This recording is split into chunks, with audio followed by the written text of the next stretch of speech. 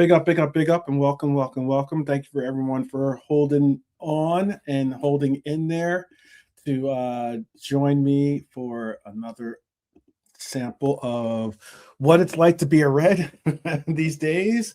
It is something that we are getting used to the ups and downs, but I do appreciate the fact that we have each other to hold each other up. And I appreciate the fact that you guys are with us on this journey. So big up to Cedric, big up to Lee Wizkid, big up to Abdul, big up to Hylor, and big up to Eric as well. Big up to Nigel, big up to Nigel. I did give you a shout, Nigel. If you're with us still, I did give you a shout yesterday because you were the only one that really believed that we were destined to do a 5-0, at least a 5-0. And we ended up with 6-0. Chiesa ended up with the sixth goal on that one, but yeah, 5-0 was the case, and it was something to certainly be bewildered. Get a little more comfortable here for you guys. Guten Tag, is that what you're trying to say? Anyways, I have a bunch of stuff to just kind of like wrap around about. I guess you could call this kind of like a Twitter Thursday almost, in a sense, because I am on Twitter, or I do have a page on X. I know some of you might be watching this show on X currently, so big up to those that are. And there's been some comments and some conversations being brought up on X that were kind of interesting, and the likes, along with some of the things that are going on. Oh, I do know Guten Tag is good day. Yes, definitely. Bis morgen means, I think, good have a good morning, I think it means. That's meant to be a good evening. Okay, that's what we do. Well, I'll deal with the bad news first, and then get into more of the conversation about what's going on with our team and the likes, and also then take on basically a real conversation about some really, really good news. All right, so Liverpool won 6-0, top 8 secured, and somehow the loudest thing from the night is still the injuries in the headlines. That's modern day Liverpool. That's why I said that early intro about how it's tough being a Red these days when it comes to the ups and downs of this season. But even the good news arrives with a bill attached to it, and that bill is this. All right. Yeah. Jeremie Frimpong, who went off after just 3-4 minutes. I think it was like 4 minutes into the game. And immediately, I'm sure everyone's heart stopped a little bit there. And we're really, really concerned as to what was going on. Because it's not just one player, it's the position that we've been having issues with this year. Last year was the left back position. When we had the injuries to Tsimikas and we had the injuries to Rabo, which is wild, to the fact that they were both the same area of the body, was the shoulder area for both of those players, and they were out for lengthy portions of time. And the sheer fact that it was something that we had to deal with. Now we're dealing with the right back position on this team, and we know that Bradley is out for the season. But we're, like, as I said, we're already thin at the right back, and this was supposed to be the night where we rotate, where we possibly get a breather. Unfortunately for us, we're in the Champions League, where we don't have Ramsey as a factor or feature player that we could bring in. So you glide into the last 16. That's fantastic. That would be a great way to do it. But instead, we're sitting here asking, how many ways can this season remove our options? And that's exactly what it is, pretty much. I've seen reports flying around about that the injury to Frimpong is a grade three groin tear.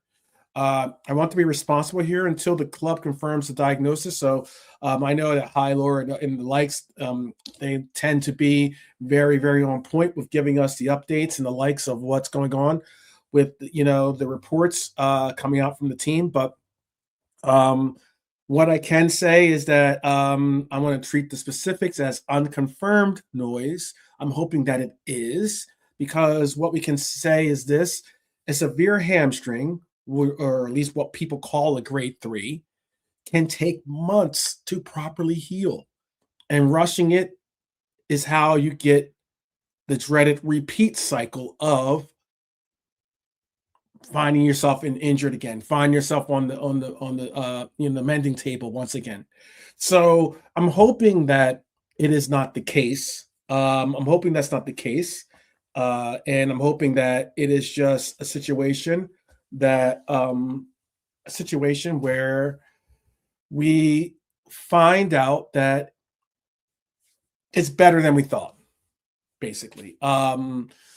Now, what does Liverpool do in the real world right now is what you're probably asking yourself, and I know it's what I'm asking myself.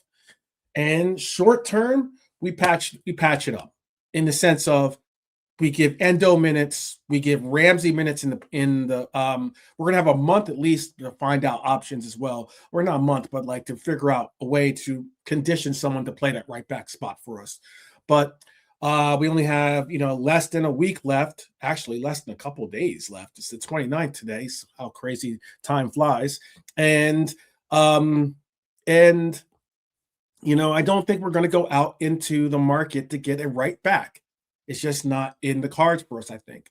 But Endo gets minutes, tactical protection, Salah wing rotations to reduce sprint recovery demands on whoever fills in. And that could be short term. Medium term, you either trust the squad creatively, or you trust the squad's creativity, I should say, or you admit this is now a structural squad issue and act accordingly. That's as simple as that. But you know how our team does it. We don't necessarily do it like that. Well, the most important thing is that was that protect Frimpong from the back too early trap. Get well soon isn't a slogan. It's something I sincerely am wishing for Frimpong. I think he's been when given the chance, he's been a really phenomenal player for us this season. Unfortunately, these injuries have just propped up in his run lately, and it is something that is it's troubling that he's having these issues, especially for someone that relies on his pace as he does. Big up to Anfield Irishman. Brian saying apparently Robbo was looked at in the right back position in training. I wouldn't mind seeing that, to be honest with you. I know that there are some that are going to say, oh, well, you rather have a right-footed player on the right side and a left-footed player on the left side. I get that. However, we have seen, and this is something that I floated out there I think it was a couple of weeks ago, if not that, where we spoke on the fact of I wouldn't really be against it. When we had the problems of a right back spot being empty because Frimpong was out and Bradley was out at the same time earlier this season, I was saying that why not try Robbo in that spot? Because it definitely changes up the dynamics. I'm not saying it doesn't, but what it does do is possibly do what we saw or what we see when you put Gomez on the left side. We've seen some great play out of Gomez as our left back, and he's a right-footed player. So sometimes it's not that bad. You kind of by having a left-footed player, you make that you make that winger that you have to face up against, probably he's not going to be so easily cutting in, because by him cutting in, he'll be going to your strong foot as a defender. That's at least my perspective. I'm not saying it's a long-term fix. I'm not saying that at all. But what I am saying is that is a possibility. So big up to Brian for that bit of information. And if you haven't, please do. Brian's been doing phenomenal with his channel, if you haven't noticed. But if you haven't signed up for his channel, be sure to do so. Spread the word. He's on the road to 1,000 already. So help him along the way. Help us along the way too, but help him as well, you know. Let's see. I think more will be revealed in the press conference. At this point, I take every bit of positive news there is, because the transfer rumors are so dried up that the Sierra looks like paradise, says Hylor. Okay. Shout out to Dara, by the way, my fellow Arizonian. The bottom line is that both our right backs are injury prone. Yeah, you could say you could probably make that assessment at the current state.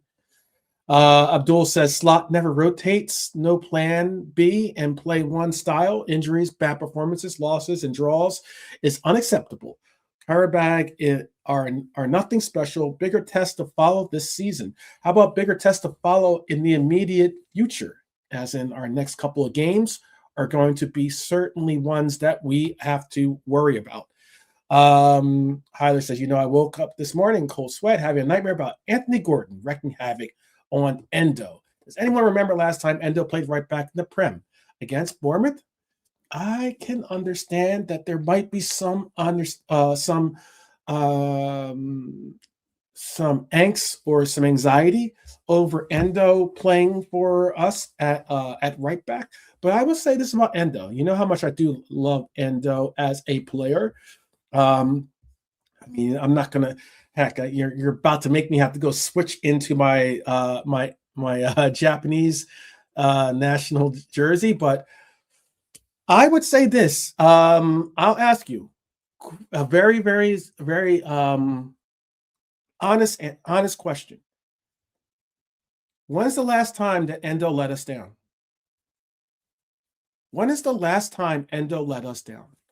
I'm not going wood for that one, not to set him up or jinx him. But when's the last time he's let us down? For the most part, Endo, much like a James Milner, for instance, used to go out and give us 7 out of 10 performances. He used to always be consistent, and he used to always be reliable, no matter where you played him on the pitch. I think he's played almost every position on the pitch, minus maybe the goalkeeper. Okay. And why I bring that up about Milner, at least, and I'm not trying to say Endo is Milner, but what I am saying is that Endo does perform quite a bit of duties on the pitch, whether it's DM, whether it's right back, whether it's right center half. He's played quite a few positions on the pitch for us, left center half as well. I'm just trying to get across that Endo tends to be a formidable utility player. And I think that I honestly do think that you have to value utility players like that.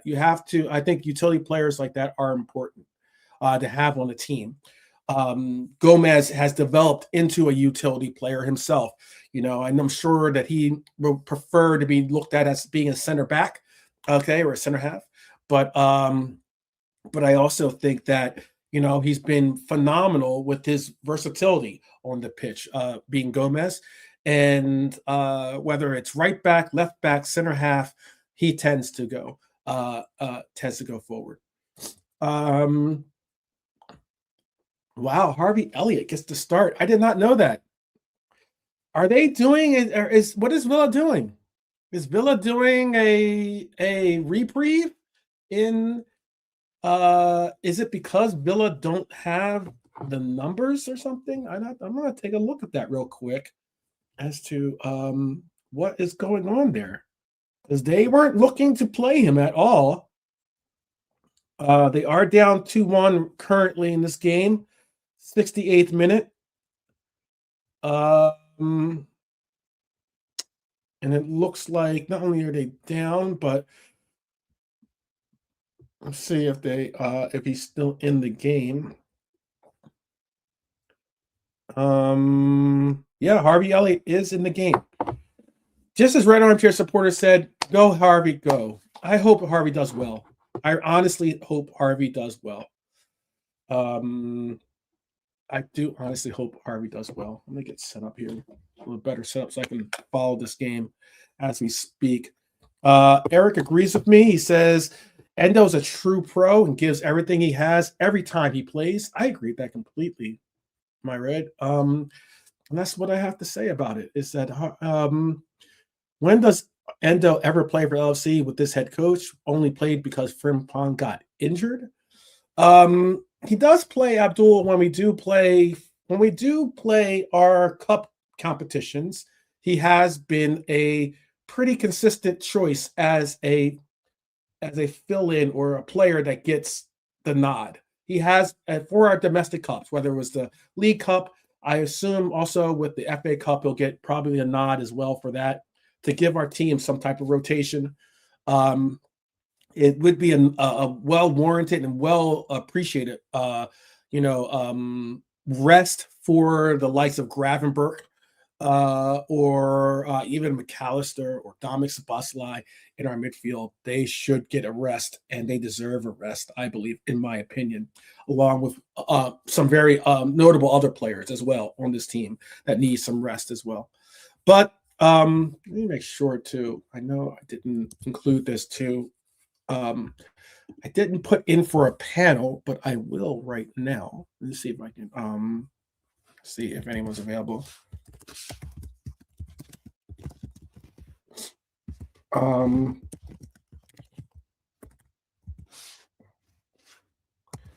Great. Put in for a panel real quick to see if anyone is around. I know that some of the guys are busy doing stuff and this and that. He does need 10 appearances, and that's why it was very interesting. He stopped on the 5, and then all of a sudden, Emery started picking, and I mean like games that he could have probably used Harvey Elliott, games that Harvey Elliott at least could have made the bench. He was not even getting chosen to get. He wasn't even getting chosen to the active roster. But now he has 6 appearances for them. He only needs 10 to trigger that deal. It's going to be interesting. And it doesn't, we all know the circumstances for Harvey in that he is unable to play for another European team since he's played for both Liverpool and for now Villa. He's unable to be put out on loan to another team or something like that. So his options are very, very limited. That's why the whole MLS was starting to creep in as an option. I don't think it's a bad option too, by the way, if it means anything. But it would be nice to see if he does decide to stick it out, and hopefully he does well today with Villa. I know currently I saw his rating. Currently he's doing average. He hasn't really done much, but who knows? Maybe he gets a goal here or there. Let's see. Hopefully he does for them. But I was going to ask, though, if Frimpong is out for weeks, if not for months, do you want us to make a late window move for a right back? Or do you want because we have such, I think, more important positions, because when those players are healthy, they will certainly contend to play as our starting right back, if not platoon as our right back between the two of them, being Frimpong and Bradley. And then bringing in a third player is not going to be an easy option, especially if it's some player that is, of their merit, or if not better. It would make it where, okay, well, we've already put ourselves in a place where we have contracts with these players that have committed ourselves to a future with them, you know, it wouldn't be easy to bring in a third right back. So I don't know. Brian says he'd look at a loan, but it's unlikely. Okay. Um, who would be that player then? If you were to look for a loan, by the way, who would be that player? And also, we'd have. I don't know if you guys could, Brian or any Hilo or whoever, could weigh in. Would we be able? I think when, and this is just me thinking off the cuff. I believe the second stage of Champions League, you're allowed to adjust your squad, as in you're able to adjust the players, you're able to add or subtract players because of injuries, for the roster you're going to put in, because that's why Ramsey, for instance, isn't eligible for Champions League, for instance. But maybe it could be a case where this next round, it could be to be an addition to that list, and we would have to then obviously play him because he would be one of our only options at right back. But it is a question. I think that's how it works out, but you can tell me if I'm wrong. And let's see. Couldn't we get Upamecano now for about 5 to 10 million? I don't know if that's a possibility, Sheba. I honestly don't. 5 to 10 million is. I know that he's trying to get they're trying to get a situation with him, but or at least trying to get him re-signed to a new contract, I believe, or something along those lines. I don't know about 5 to 10 million. That would be pretty cheap for him. His contract is up soon. I know that. But I know that they were also saying that they were trying to get him signed. They were trying to get him signed up, or signed up meaning like trying to get an extension for him. Let me see. One other thing is, let me send something. I sent something to JP. Romano said we explored the market for a right back when Bradley got injured, but there were no good ones available, which makes sense. I don't really know that many available players that I would, push the envelope for, basically. JP says Ramsey is a good shout for a starting spot. He played well. Yes, you can add him to the knockout stages. Okay, that's what I thought. But it does mean that obviously you would be taking off a player, but most likely we're going to have to subtract Bradley from that list anyway. So because I don't think that Bradley will be available for the majority. It might end up taking him out of the running for, if we make it to the final, him maybe being available for the final or something. But I don't know if we'll see Bradley again this season. And I really wouldn't want to press and push Bradley into trying to get back, simply to possibly jeopardize himself even more. Let's see. Romano said, here is that. Must be true. Gino said it, I guess. Anyone else putting in some comments? The 2 English teams in one season is the max. Yep. Yeah. So that's why Elliot is where he's at, by the way, too. You're right about that. But I just wondering, do you trust the internal solutions then? Do you trust that if that's the case, for instance, do you trust that we could make a run? Oh, that's cool. It's 2-2. It is 2-2, by the way. Mings with the goal.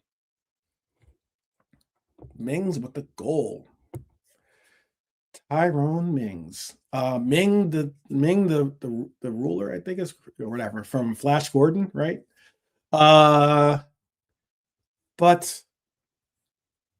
it would be interesting. I don't know if you trust the internal solutions or not. I am willing to take a look.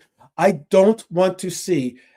Would it mean also, would you be comfortable if this coach were to say to Dominic Szoboszlai, for instance, we're going to need you to play our right back position for the rest of the season and be our number one choice and be our right back. We could possibly put Ramsey as a backup, as a like, but would you be comfortable saying to him, hey, we're going to need you to play our right back position going forward for the season? I'm with Sheba. I rather see Ramsey, but I'm asking, what would you rather do out there in the chat? Would you rather see that, or maybe even it's a combination of Jones as our right back, or maybe it's a case where if we do something where we end up putting Endo as our right back, or depending on the competition or opposition, actually, something along those lines. Sheba says, no way. He'd rather Ramsey.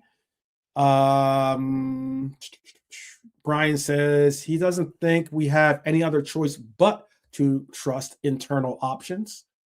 Red Armchair Supporter says maybe in some games can rotate. Gomez is hopefully going to be back by Saturday. That's the fingers crossed. Hopefully he can get back and fit and get training in, so we can evaluate him and see if he's ready to go Saturday. It still would be a lot to put on his shoulders, I think, or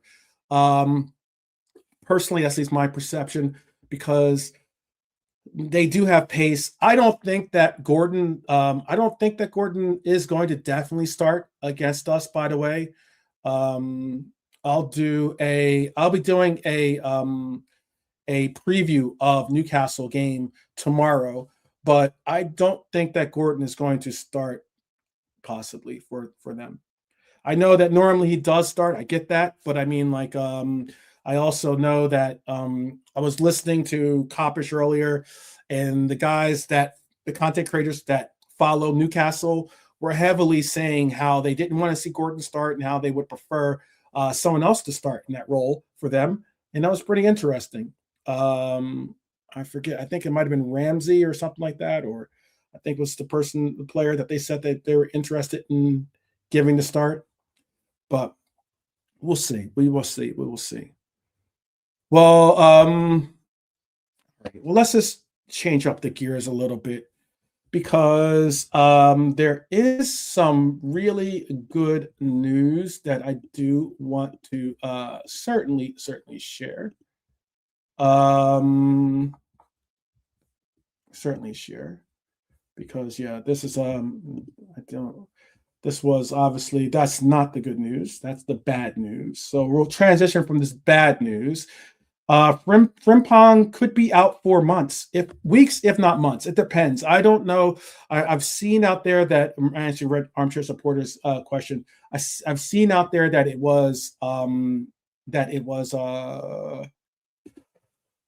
it could be up to months, and it could be also weeks, depending on what grade of a tear it is. So it's a tough one to do. It's a tough one to regulate. JP, just give me a thumbs up when you're ready to go. Okay, cool. We got JP in the house. Big up, man. Big up the chat. Big up everybody. Big up. Yeah, I see you. I got you in the record. I'm doing a record too. So there you go. I was going to show this as being as the good news I wanted to talk about. Yeah, I thought it'd be a nice little transition. Klopp back on the touchline. Klopp is coming home, people. Well, not for our senior squads, for the legends. Okay.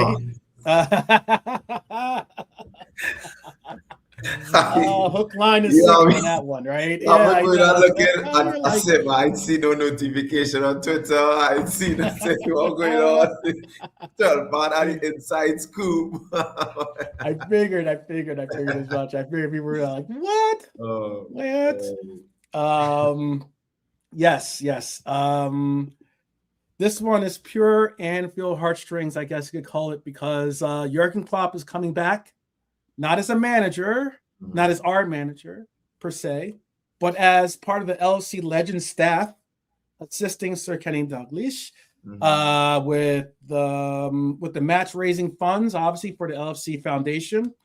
The game will be against Borussia Dortmund Legends, which is pretty crazy considering that he is a Dortmund legend as well. Being Klopp. But again, this is positioned as obviously as basically, a little bit of nostalgia mixed in with some heartstrings there. The key detail I'd like to point out is the club made Klopp an honorary ambassador of the LFC Foundation. So this game is positioned as a charity event. This isn't a power play. It's not I'm not trying to say this is just the first step to him returning to the sideline for us. Okay. No fan fiction there. It's Liverpool saying this man mattered to most of us, if not all of us. And we're using this connection to do good, which is fantastic to see. It's for a good cause. And it's good to see the Kaiser back on, doing positive things for us. What was your strongest Klopp Anfield memory, JP? What was like the one memory of Klopp that resonates the most with you? It's actually against his old club. The when we came back to beat Borussia Dortmund 4-3. Oh, really? Yeah, in the Europa League.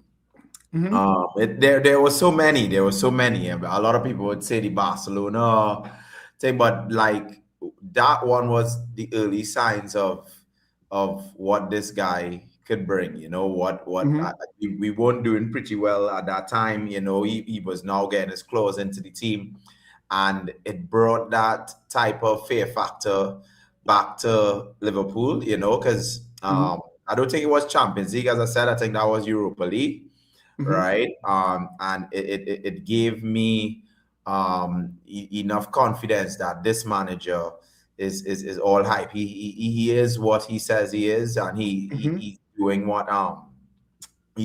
what everybody knows that he can do, and he's putting himself on the map. So it is so much to choose. You put him in a real tight position there, because they're really good Anfield, nice good Anfield moments. But for me, that was the one I could look back that got me feeling excited again to be a Liverpool fan after the Brendan Rodgers or all the mess that happened before him. And that was the one that allowed me to say, yeah, boy, this club guy, I could use him for a couple more years. We could really use this guy to help us bring back Liverpool, and he did bring us back to believers. So I think the one of the memories I have of Klopp myself was the time when we scored and he was running and he pulled the hamstring. That one was, who says you can't pull a hamstring? Just watching the game. That one is probably one of the memorable moments, at least. There's others. There's plenty of others, obviously. I'd say when I think it was I want to say it was against Norwich. Was that the one that Lallana jumped on his back or something like that? I want to say that was Mane. That was Mane in Emirates. The Emirates, that one. That was Emirates. Yeah. Mane jumped on his back. Lallana, and Benteke also jumped on his back for the Norwich 5-4. For the Norwich game, right? Well, yeah. Those we had plenty. We had plenty. Yeah.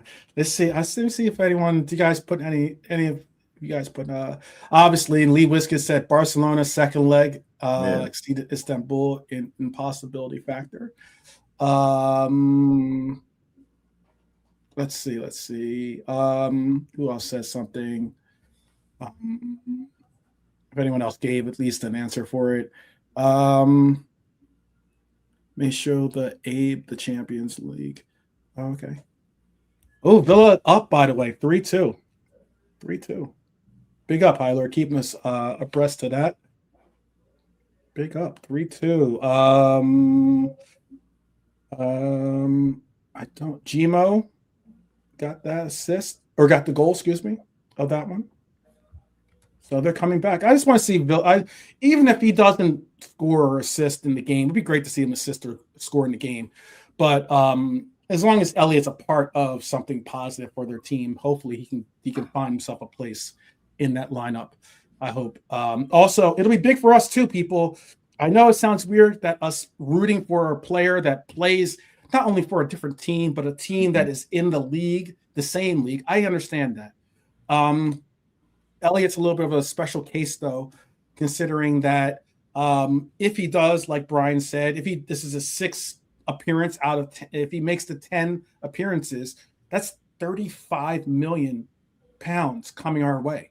And that's 35 million pounds that I've read reports saying that, love it or hate it, that Liverpool earmarked that money to happen.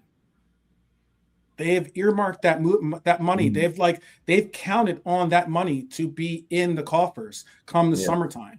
Yeah. But again, I've seen also reports about our current state of where we are at financially, and to be honest, I don't think it's as bad as sometimes people have put it out there. I know we spent a lot in this past summer, but we also had a lot of outgoing money. Outgoing players. And we didn't spend for a while too. Yeah, exactly. Yep. Yeah, we didn't spend. Get my matcha on there. But that's cool. If you guys were giving the speech for number 21 when he lifted number 19, says Lee Wiskid. Okay. Who'll give the speech for number 21? That's a good question. Let's see. Klopp's champion of everywhere speech straight down the camera in an empty Anfield. Yeah. I would also say maybe even seeing. I mean, like I still get some slight chill marks. I know I'm a little bit of a football romantic, but even seeing him touch the Anfield sign, like that meant something to me. Like it meant that he was a part of our lore and our history. Going forward, which was fantastic to see. But it's good. It's a good cause. Hopefully everyone tunes in for it. We'll get to, Stevie G is going to be a part of this one too, by the way. It's a lot. It obviously becomes a little bit more difficult as you age. I know. Alonso free. Yeah, who knows? Yeah. Good question. Alonso could come and take a little game, That's a good one. I don't know who picks the team, if it's King Kenny or not. But King Kenny should on the horn right now and being Alonso. Hey, you want to, we're going to be putting the band back together. You want to come, kick some bars? Who knows? That would be a power move. That would be definitely a power move. That one definitely, How would it be? Because it'd be too awkward? Would it be too awkward? Because I mean, because they'll show up for the game too. The players will show up. The coach should show up for it as well. That would be a little awkward, I'm sure. They're asking how much that Mukama, definitely big up my brother, big up my red. All right. Well, with that, let me move into something that kind of got under my my crawl yesterday, like as in something that I know that JP has a certain opinion about it. I know you out there in the chat have an opinion about this as well. I wanted to deal with it because, again, my my little one-sided, definitely one-sided back and forth. And it's not really back and forth; it's one-sided, but all the same, my situation with the comments that or at least the takes that I've been seeing. Someone that the Lawrence McKenna, someone I value as a contributor in our community, someone that I value as a Red, has been taking with some of his takes lately. Mm-hmm. But here's my issue. Because he just had another broadcast and he kind of took another swipe at us again. But as being Reds that are being critical of this coach, and some I can understand some take it way too far. Some have been very, very disrespectful to Arne Slot. I don't think I have been disrespectful. I'm not calling him. I'm not making fun of his his baldness or anything like that. Whatever. But here's my issue. A 6-0 victory should be release. It should be relief. It should be a time to celebrate, a time to be like, woosah, breathe out, a collective exhale. But again, once again, we're talking about framing. We're talking about messaging and quotes that feel like they poke the fan base when the moment should unite us. I've been trying to say this to issue this to Lawrence and to some of the other content creators out there, especially the ones that were kind of telling us, oh, there's nothing during that unbeaten streak. Oh, there's nothing wrong with our team. There's nothing to see here. We're doing great. We're doing great. We should be positive about this. We should be all happy, happy-go-lucky. And I was, and normally I'm called Mr. Positivity, but with the way that we were playing, there was issues for me.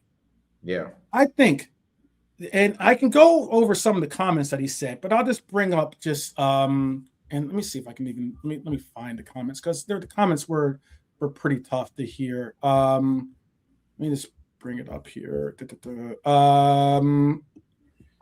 I'll put the comments that he said in the chat, because these are the comments that have basically stoked the flames for a lot of people that, and I know some people I've heard the explanation be that some don't really care about what he said in the press conference. Some don't care about what he says anyway in general, but some don't care about what he said in the press conference because he is a coach fighting for his job.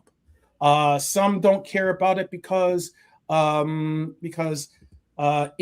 shows that he is those people that have a problem with it are just people that already have an issue with Arne Slot. Okay. And I'm gonna put in his comments in the chat real quick. These are the ones that kind of stoked the fan base as of late. Put that in, and then I'll put this last one in here as well. And then I want to get JP's opinion on this as well, for sure. These are some of the comments that were been said.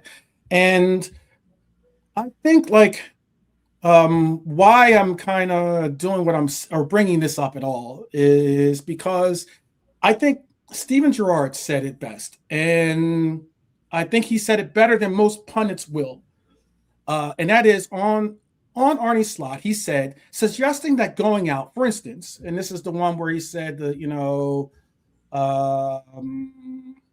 this was Liverpool aim. I think it was this one. This one was the one that he's referencing. He said, on Slot, he says, suggesting that going out to PSG helped the title run. Gerrard basically said, I get why fans are frustrated. This is a quote by him. Yeah. You were 15 points clear. The league felt wrapped up, and Europe matters because us as fans, we live that pain. Gerrard called it a body blow because going out of Europe hurts. Yeah. It hurts all of us because if anything, the Champions League is a competition that we all massively value. Some equally, if not others, more so even than the Premier League. Yeah. I know that some people don't. Some people value the Premier League more than Champions League. I get that. What I am saying, there are some that really value the Champions League a lot. Yeah. And this is the point. Fans aren't being precious. I think personally, they're asking for respect. Yeah. Yeah. Slot has even had to clarify the intent of what he said because of the backlash. And that shows to me that, look, people at the club are saying, hey, I know that this is your now going on second year at the club, but unlike you, some of these fans and the supporters, people like you, me, you out there, JP, me, we've been following this club for decades, years of our lives. And to hear some of the comments, flippant comments that you hear, it does really resonate. And that's why for me, it's simple. When disappointment keeps getting reframed as actually good for you, it will create distance in a fan base you're trying to bring in close and embrace. Liverpool can't afford distance between the manager and the supporters right now. We can't. We need. I'm absolutely all on board on wanting to support and support this manager because positive results from this manager mean positive results for this club. It's that simple. I know some people are rooting for his downfall. I am not. But do you think that Slot's just being blunt, or is this a pattern that becomes a problem for you, JP? Is this a pattern? You see, you remember these guys. This is a guy's job on the line, right? It's in the public space. Is open. A lot of people is criticizing his job, so I believe it's half and half for me, 50-50.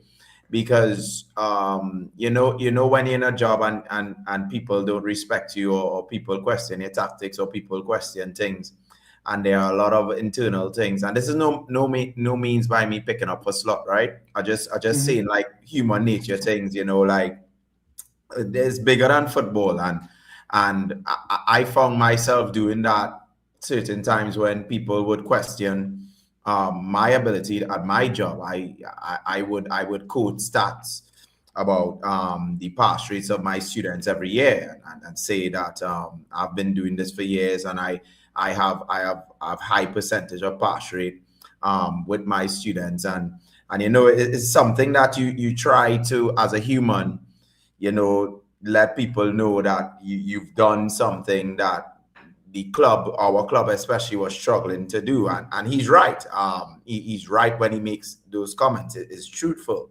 But then the other 50 is where you said respect, and you have to know that each one of those fans out there coming to give their support to their club. So you can't disrespect the fans or the people that are running the club. And I fully agree with Gerrard, because for me, I fell in love with Liverpool because of the European pedigree, right? It was the Steven Gerrard European free kick.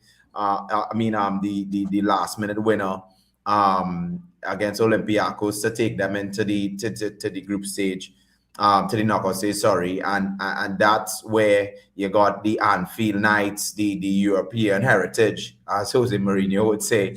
All right, that heritage is what brought a lot of the fans to the club, and it wasn't the league; it was the UEFA Champions League. So Liverpool fans, they relish those Anfield Knights, they relish the European football, and to go out as a whimper as that, and then to say then to come and say it helped us win the league when we were 15 points clear. I understand it, but it just goes to show when people are under pressure in their job, when when things happen, they say things, and I think he knows the writing is on the wall.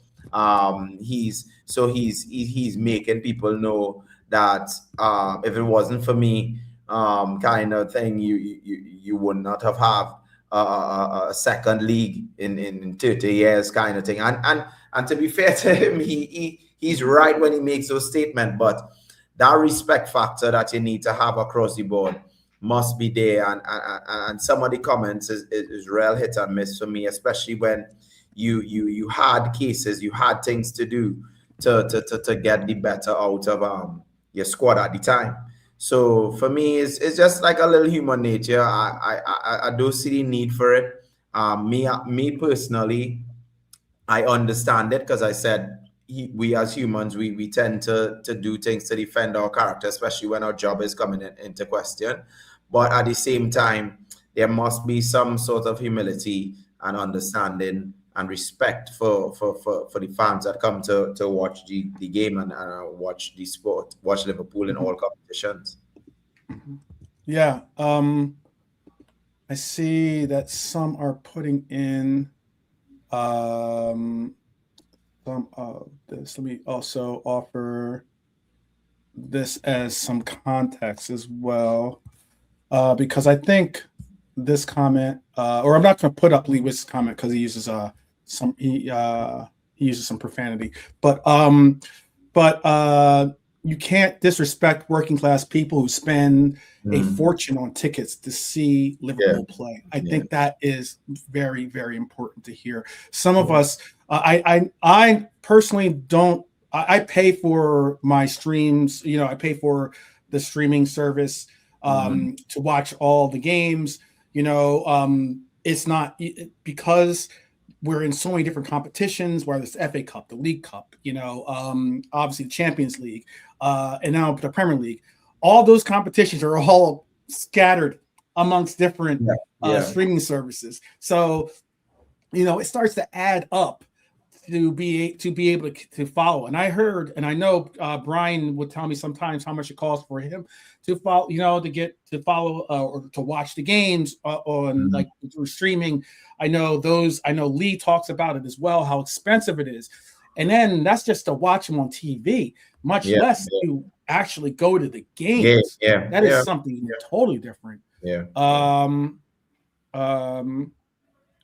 Let's see, but I would put this too as a context, and I'll put this as well.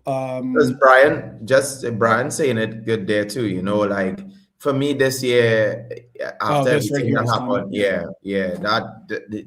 and that's the difference between the Klopp and Slot for me. Like you see that players, even if in a bad situation, players want to still play for Klopp, because he has that human side, he has that personality to reach you outside of football, then to have a conversation with you. So when you have somebody who has that skill of communication, that they could talk to you and they could get across their point and make you understand why they're doing this decision and why they're doing this, and you can feel better and you understand when the person talks. Slot looks like he doesn't do that to me. He will just so for instance, he will just bench you and don't tell you what is going on. Say, well, you have to do this to improve to get into the team. He would have a conversation with you, and he will just hope that you will know what to do to make the team. And Klopp to me gives a different vibe in terms of, he will say, well, you'll get your chances. Once you get them, you try to take it. If not, there's more opportunities for you, even if mistakes happen. And that type of leadership style for me is something that is very good for players. And I think, as Brian said, there's no emotion, no relationship, no kind of respect for players and fans. Is just making Slot time look very bleak and dim for me. I think the writing is on the wall now, and I think he's doing this to kind of save grace and to kind of show people that, hey, I'm a Premier League winner. At the end of the day, you sack me, you don't sack me. I won the Premier League with Liverpool. So it's tough. It's tough. I mean, the pitch obviously needs authority, but you also have to be a coach that understands that not only do you have to make conversation, or not, excuse me, or make the tactical decisions, you're going to have to make conversation in the sense of being a PR, you're going to have to sit in front of the press and answer questions. Look, some of us would like to see Richard Hughes or even Edwards get in front of the microphone and give us some ideas or give us some conversation, some insight as to why they've decided to go this direction or that direction with certain players. We'd all love to have that insight. But the closest that we do get to that is knowing what the coach does by who he plays, obviously who he rates enough to play, and who he gives the accolades to, and the likes in the conversation. And for whatever it's worth, you know, I know that like I don't think he'll be short of job offers as well, Irishman. I don't. I've already given my I'm sticking to my Nostradamus prediction. Okay. In that if Arne Slot is no longer our coach come summertime, that I believe he will take over for Thomas Frank at Spurs. That's my Nostradamus prediction. You can write it down. That's just it. I think that they would love Arne Slot would do well for Spurs, to be honest with you. I think he would do very well for them. And with the you know, accurate and CV that he has behind him, I'm sure that he would probably get more of a launching pad or more space to breathe at a club like Spurs that, you know, for some are Big Six teams, for others aren't, simply by the terms of, you know, revenue and the likes. They certainly are, but maybe not so much for the accolades that come along, or the you know, the accreditations they have that go along with their club. That's just my, again, I'm not ITK. That's just my assessment. That's something I think. Mukama, he says his comments just show him he is not the right man for the job. Nigel says Arnie's not going anywhere. All right, Nigel. All right, we will see. We will see. No one's trying to push him out the door. I'm just saying it could be.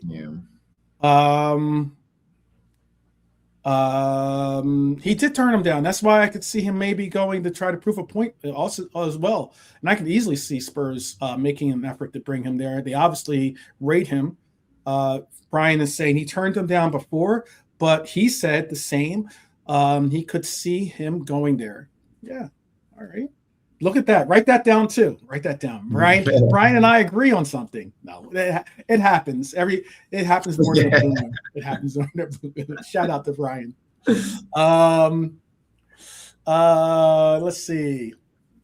Hi, Lord says, he's talking about the big chances that we've had and the likes. All right. Well, how about I give a shout to our coach for something that he has done well. And I thought I had a graphic for it, but I don't. But all right. What I will say is a shout to Arne Slot.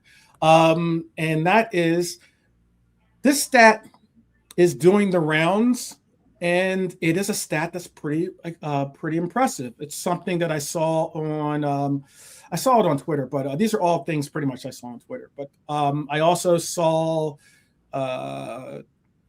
Redman do a breakdown on our Qarabağ victory and things that players that we should go after. That was the episode that I saw. It was like they were deciding on, you know, what should be our step forward in what players we should go after and the likes.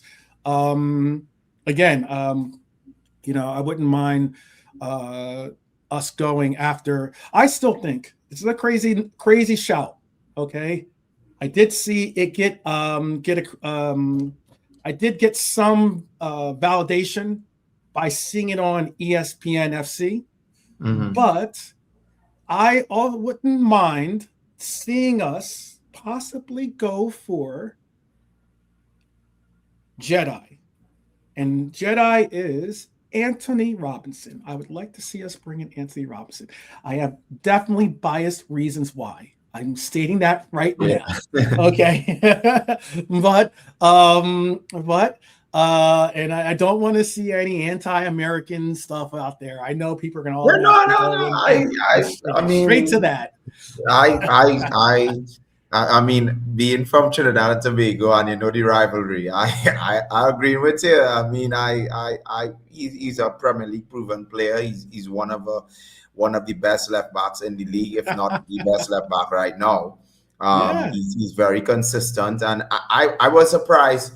Well, not surprised, but like, because the age factor is there with him too as well. Yeah. So that I think if he was 2 or 3 years younger, I think Liverpool would have probably preferred him over Kirkes, in my opinion. Right. Mm-hmm. But so I think the age factor is what gave Kirkes the edge in that bringing a new left back to the club. But like at the same time, if Robinson is leaving, he is excellent cover to me. Great, that's exactly what so I wouldn't mind having him for at least 3 more years at the club, and he's a very good left back. He's good at a lot of things, and it's not even though you might think it's bias or because he's American. He's quality. we can't. He was one of the best left backs. Yeah, he was one of the best left backs last season. Right. Yeah. So it's and that's what big squads do, right? They have quality players in each position. So having Robinson, because I can even give you an argument that Kirkes could probably be the second left back. You could. Right. You absolutely could. Yeah. I think it would make Kirkes have to fight for his spot. Yeah. So I'm just saying, bring competition to every role. Like, I don't want anyone to feel comfortable that waking up thinking, oh, it's just a guarantee that I start. And I will notably say the reason why I'm actually putting it out there for Robinson to join the club. I get that his age does make a factor, but it would also be an opportunity for Robinson to make a tremendous jump in quality of club.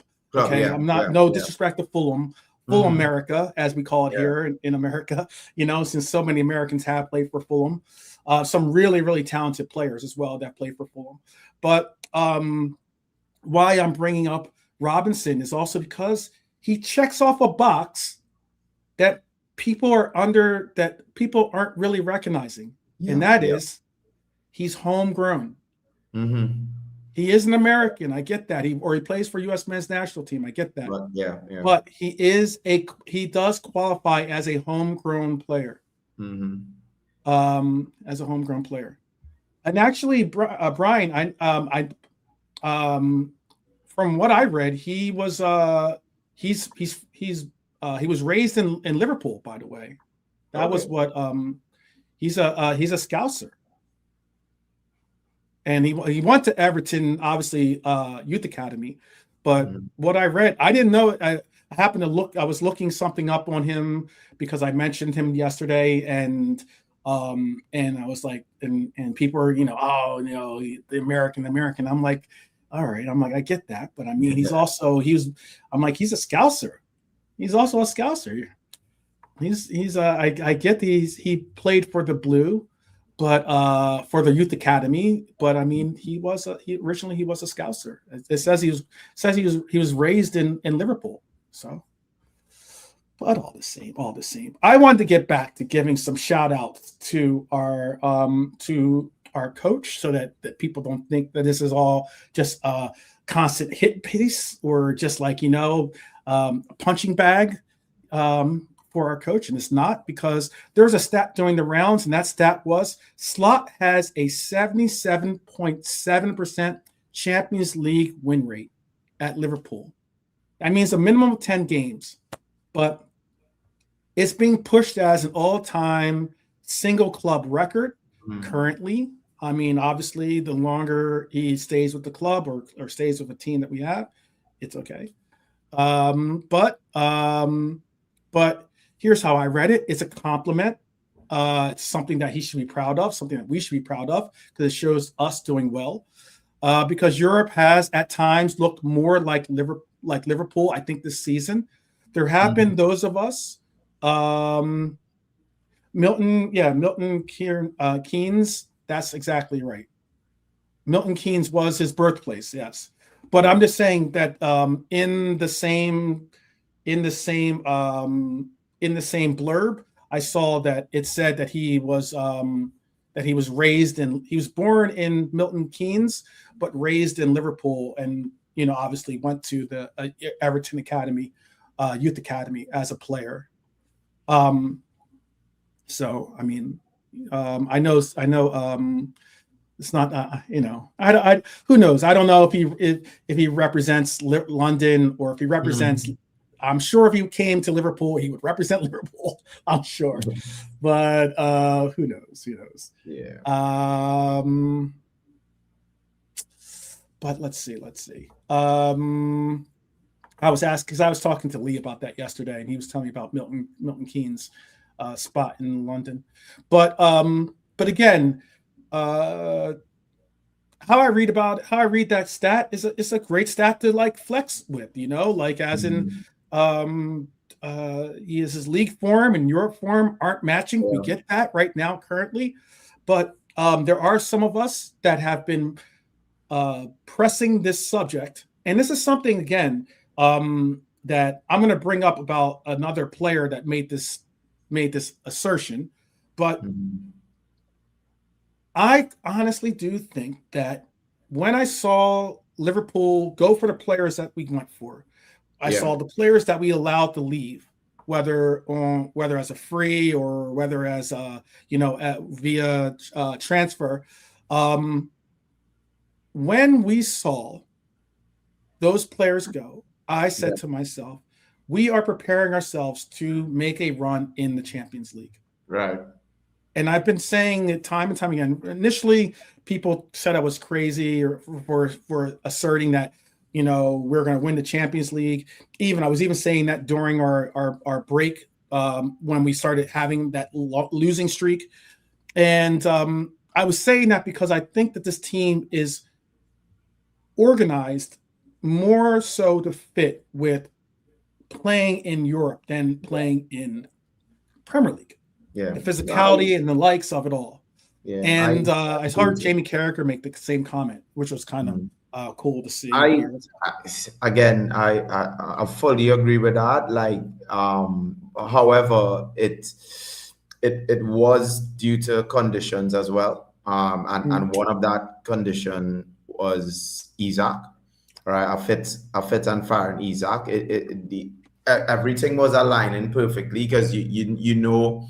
A striker like him would catch form eventually. So his struggles early in the season, if he didn't get that injury from in Spurs, I believe that if we had a fit Isaac going into Champions League, getting his fitness and peaking at the right time in the knockout phases would be a real good. So it kind of reminded me that we could possibly have like how PSG did with Kvaratskhelia. When he came across from Napoli in January and they brought him into the Champions League squad, and then the rest is history, right? So for me, having a striker like Isaac, who is very unpredictable, he has quality and in form in the knockout stages, and everything was lined up perfectly because he was out of form. People saying why we spent so much money on him, he not scoring goals, he not getting chances, but like we all know in football that people peak at different times, and it was looking as though Isaac was going to peak in the knockout stages. However, that injury kind of made me lose hope, because at the end of the day, to have one striker and have to manage the Premier League and the Champions League, especially when the games get a little closer and tighter and more competitive, it'll be difficult to start at the TK every game. And that kind of made me lose a little hope. So that's why I'm hoping that we could get like a little draw and by a little nice draw before Isaac comes back, and then we have Isaac fit and ready to go in the later stages. However, the way how this manager is playing and the way how things are going, I'm not as confident as I was when Isaac was fit. But you never know. Liverpool is a funny team in Europe. I've seen my squad win the Champions League with a worse squad than this. So, like, it's once Liverpool keep their European heritage, who knows? Well, does this stat change how you view Slot right now? Then, no, not really. You see, with me, I tend to, and this is no dig on Slot or anything, but I tend to judge managers by the holistic package. So there are certain things I would see and I would look for that I would want under a manager, and that's my personal preference. So like I would prefer to play under Klopp than for Slot. Me personally, I prefer to play under Brendan Rodgers over Slot, right? So at the end of the day, people criticize Brendan Rodgers for certain things at Liverpool, and me personally, Brendan Rodgers played better football than Slot, in my opinion. There were a lot of games, especially in that title chasing season, where Brendan Rodgers had Liverpool playing some great, exciting football. So for me, it doesn't really change my opinion on Slot. I just feel like me being a footballer as well, and seeing the personality traits and the things that the manager is doing. And I feel it for certain players at Liverpool, because they probably feel in the same way as I, because you have that personality, similar personality, and Slot is that guy that you can't really get along with. You can't come to him to talk or whatever. It's like it's down to business, kind of robotic, as what Brian said. So it all the stats that he could do and thing, it not really impressing me, because at the end of the day, I look more of a holistic approach for the manager in terms of how you development going, how you incorporate in the youth, how you're rotating your squad, how your relationships are with the players, and most of all, the type of football and the style of play that you have, and that's what not really making or any start or anything will change my mind on Slot. That's just me. Okay. All right. Does that change the chat's mind? Maybe I'll ask that question for the chat. I know some of you aren't very bullish on Arnie.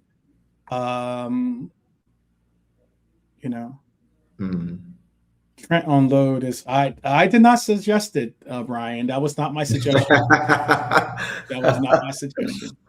I mean, Trent on loan.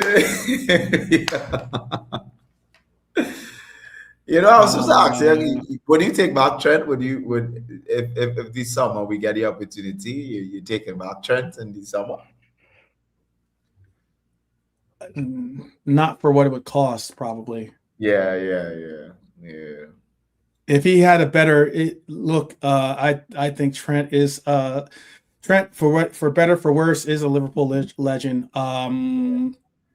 But lately his injury record has been atrocious. We're talking about injury-laden players lately with this team, whether it's Frimpong or Bradley at the right back position. Trent's injury record has been no better than theirs, actually. I think Hylor brought up a stat. Let me see if I can find it. Yeah, right here it says, do you know that Trent only has 393 minutes across 8 matches in La Liga this season for Real Madrid? That's low. That's really low. So why can't we loan him? That's who asked the original question. He will not make the England squad. Because that's what I'm worrying about, because you left Liverpool to go and achieve so-called Ballon d'Or, in my opinion, it was wrong. But anyway, we're not going over that again. But like, it costs you so much that you're not even going to the World Cup. You have a chance of probably not going to the World Cup. So that will be looked at as one of the worst footballing moves a player could have possibly do. Mm-hmm. Maybe he should go on loan to Barcelona. How about that? Make them happy about that. That'll never happen either. As long as I don't see him on loan at I mean, there are rumors that Manchester City are interested in him. So that's if he were to do that, if Trent were to go to Manchester City, I just don't. Wow. I understand it's not Manchester United. I understand it's not Manchester United, but it is still, that would be, he knows what that would look like, what that would feel like. You'll just make it to go to Real Madrid. It's another thing. You just make it worse. You'll just make it worse. Yeah.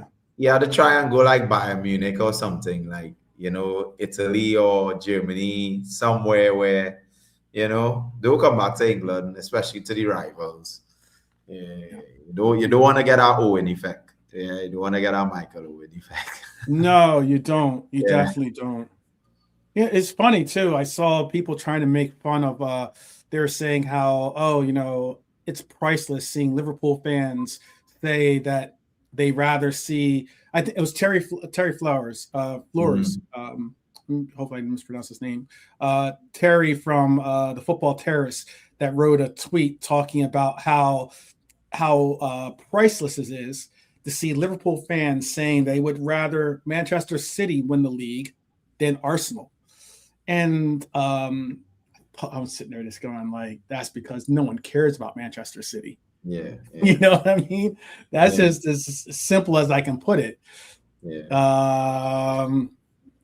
Manchester City is, with all the accusations and legal ramifications that they have weighing on their shoulders, no one really cares about Manchester City like that. And we all understand what Manchester City does with the money that they have backing their team.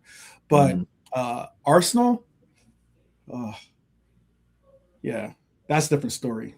There's way too many. United and Arsenal are, it's tough sometimes to decide on who gets under my skin a little bit more than the other, but it is a different question. I was going to bring up something that kind of highlighted what I was talking about earlier. And then I brought up the whole thing about the Champions League and how Europe is more suited to Liverpool than anything. There was Anthony Gordon recently said that Champions League games are more open and more teams try to play, can actually play football.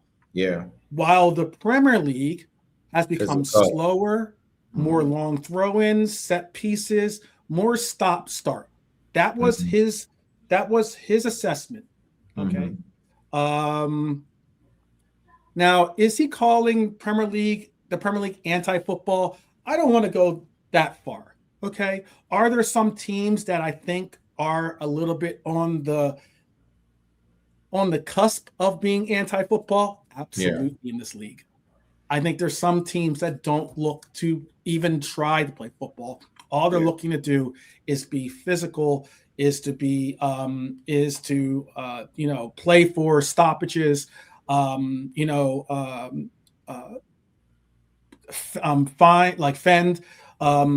trying to get easy fouls, trying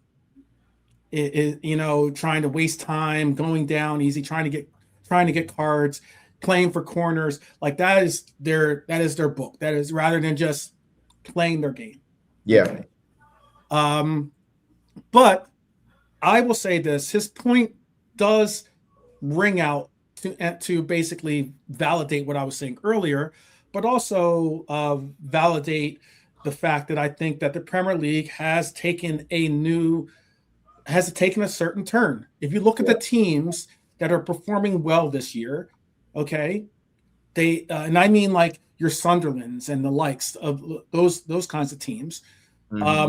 Those teams are more tending to be teams that play for those kinds of that kind of football. Yeah. And it's a real trend. Margins are so tight that teams are starting to weaponize restarts. It's not pretty, but it's effective. Yeah. The real question is, and I'll ask this of the chat, and I'm going to ask this of JP too, are Liverpool building a side that can win ugly in that environment? Is that what we want to do? Do we want to like try to bring in some players that are going to have that grit and that fight that we used to have, but a lot of those players are no longer with the team? Yeah. Or does that go away? Does that take us too far away from looking like the Liverpool that we've come to find as being the team that we love?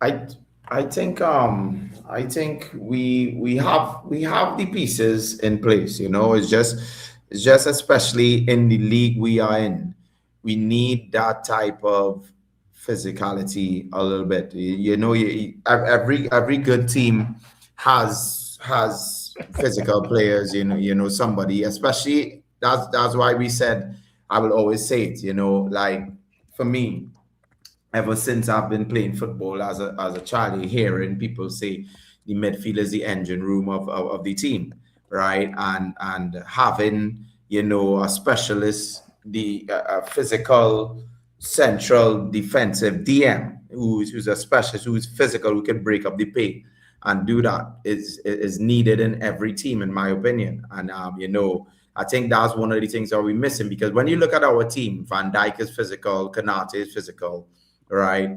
Who else you could say? You could say, who else I could say? You kind of have people who Endo is physical. Bradley, you could give a shout that Bradley and Kirk is physical, but outside of that, you don't have much of the physicality in the team. And at times, when you do meet a team that plays that way, you have to adapt and help to have that, to fight fire with fire, in my opinion, you know. So the Newcastle game against Liverpool last season in the Carling Cup final showed that their midfield bullied us, you know. They were very physical. We couldn't handle it.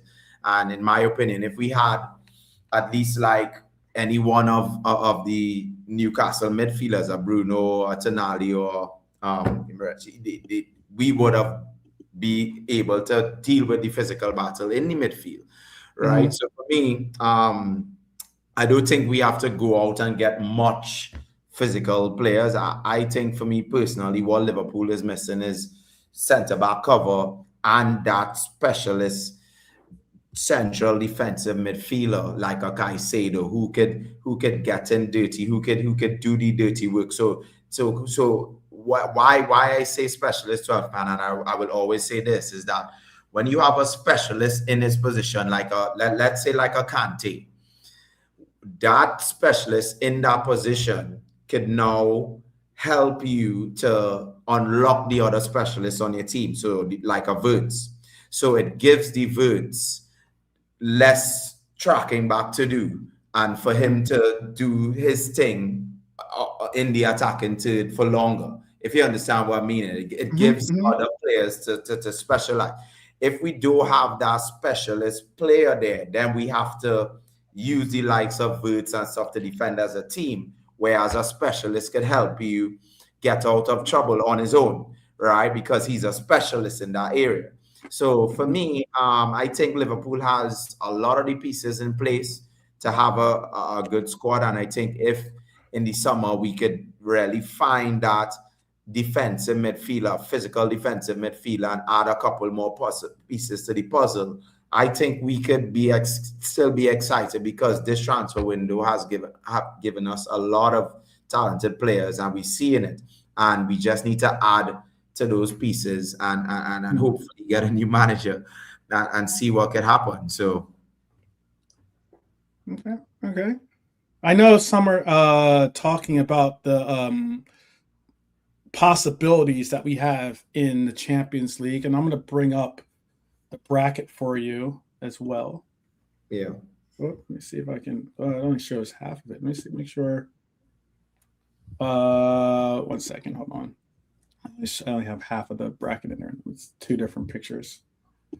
I'm going to bring up the bracket for you in 1 second. The draw cup. So this is like a prediction, not the draw yet.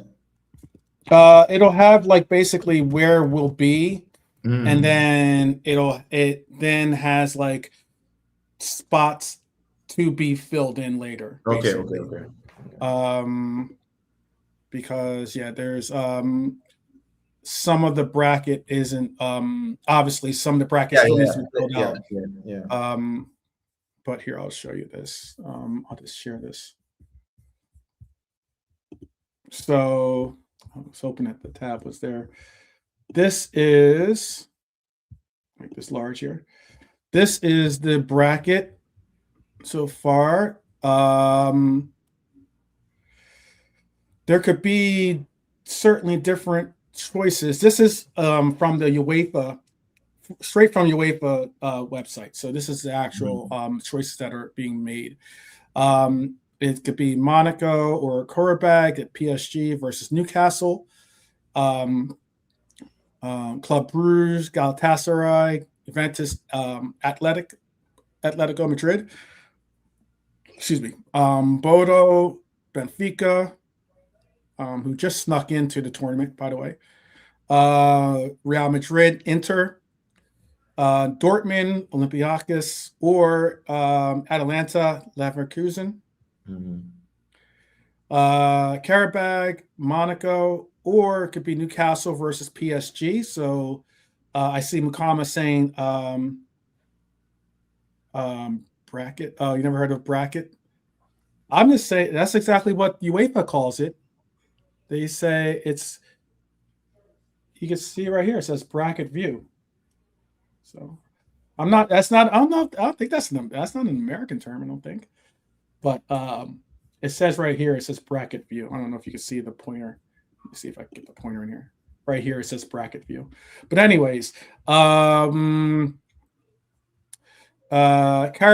Monaco, I already said that. Newcastle, PSG. Then it's Galatasaray, Club Brugge, Atletico Madrid. Oh, wait, who did I say? That must be Athletic. Oh, no, Atletico Madrid could play there, or it could play here, apparently. Yeah. Let's say. Yeah.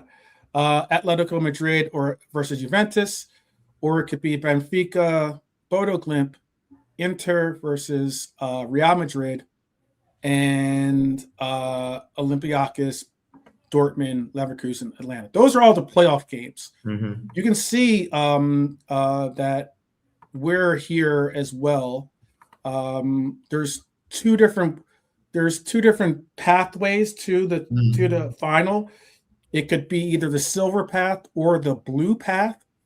That's why you'll notice up here it says Liverpool or Tottenham. Yeah. And then or we could be right. We could be on the bottom or be here on the blue path here. And it could obviously says Tottenham or Liverpool here as well. So and that brings us to who we would be able to play. So I'll bring up this. These are the teams. This is according to Liverpool FC.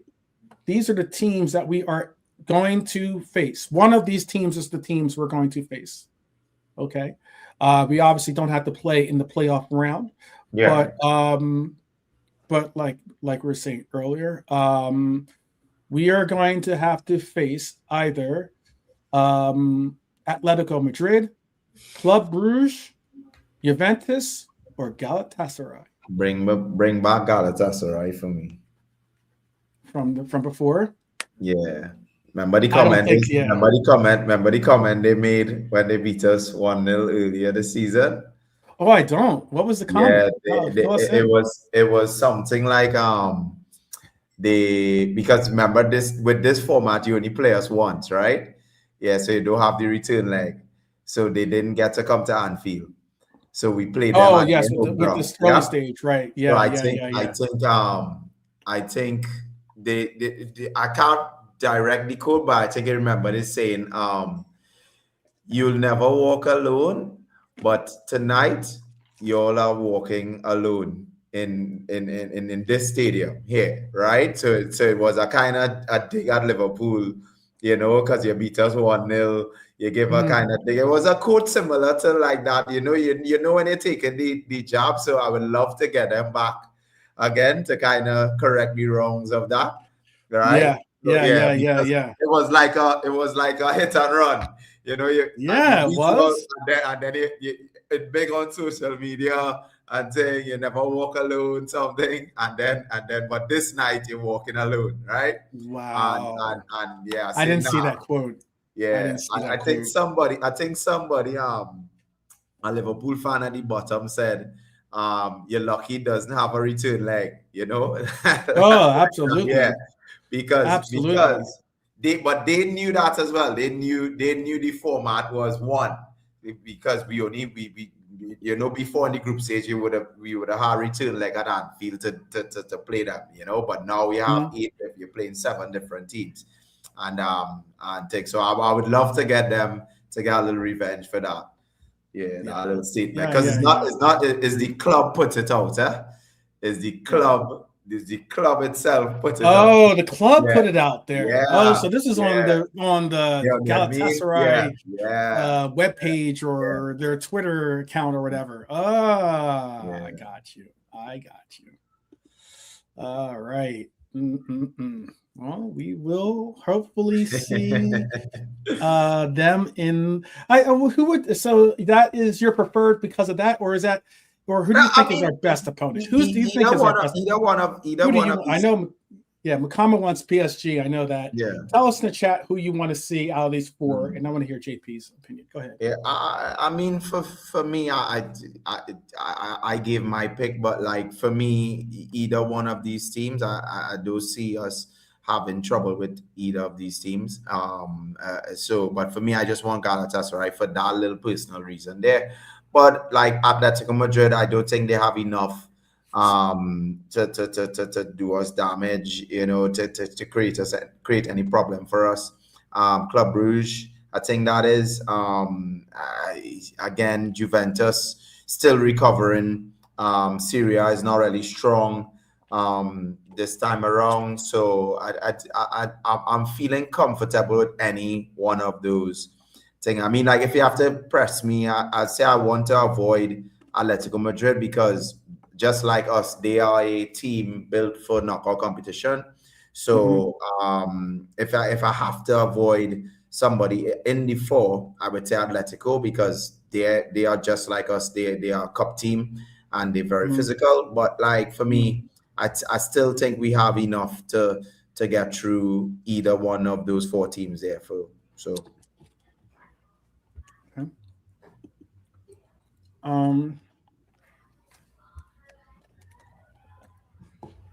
Club Brugge for Red Armchair supporter. Galatasaray was who Brian said he would want to go for. I was showed, I think it was Mukama said PSG. I'm with the Red Armchair supporter. I kind of want to see us play Club Brugge. I guess, I mean, Madrid is beautiful. I've actually been to Madrid. But I've been to Barcelona and Madrid actually, but like but if it was a place I wanted to go, like a stadium and a place I'd like to go and go on vacation and be able to like enjoy the trip, I might say Juventus. But that's just the tourist or the the tourist attraction type situation. I don't want to. Juventus. I think all 4 teams we can beat. Yeah. Fortunate for us, I think all 4 of these teams. I think we have a very good chance of beating, and we should beat if healthy.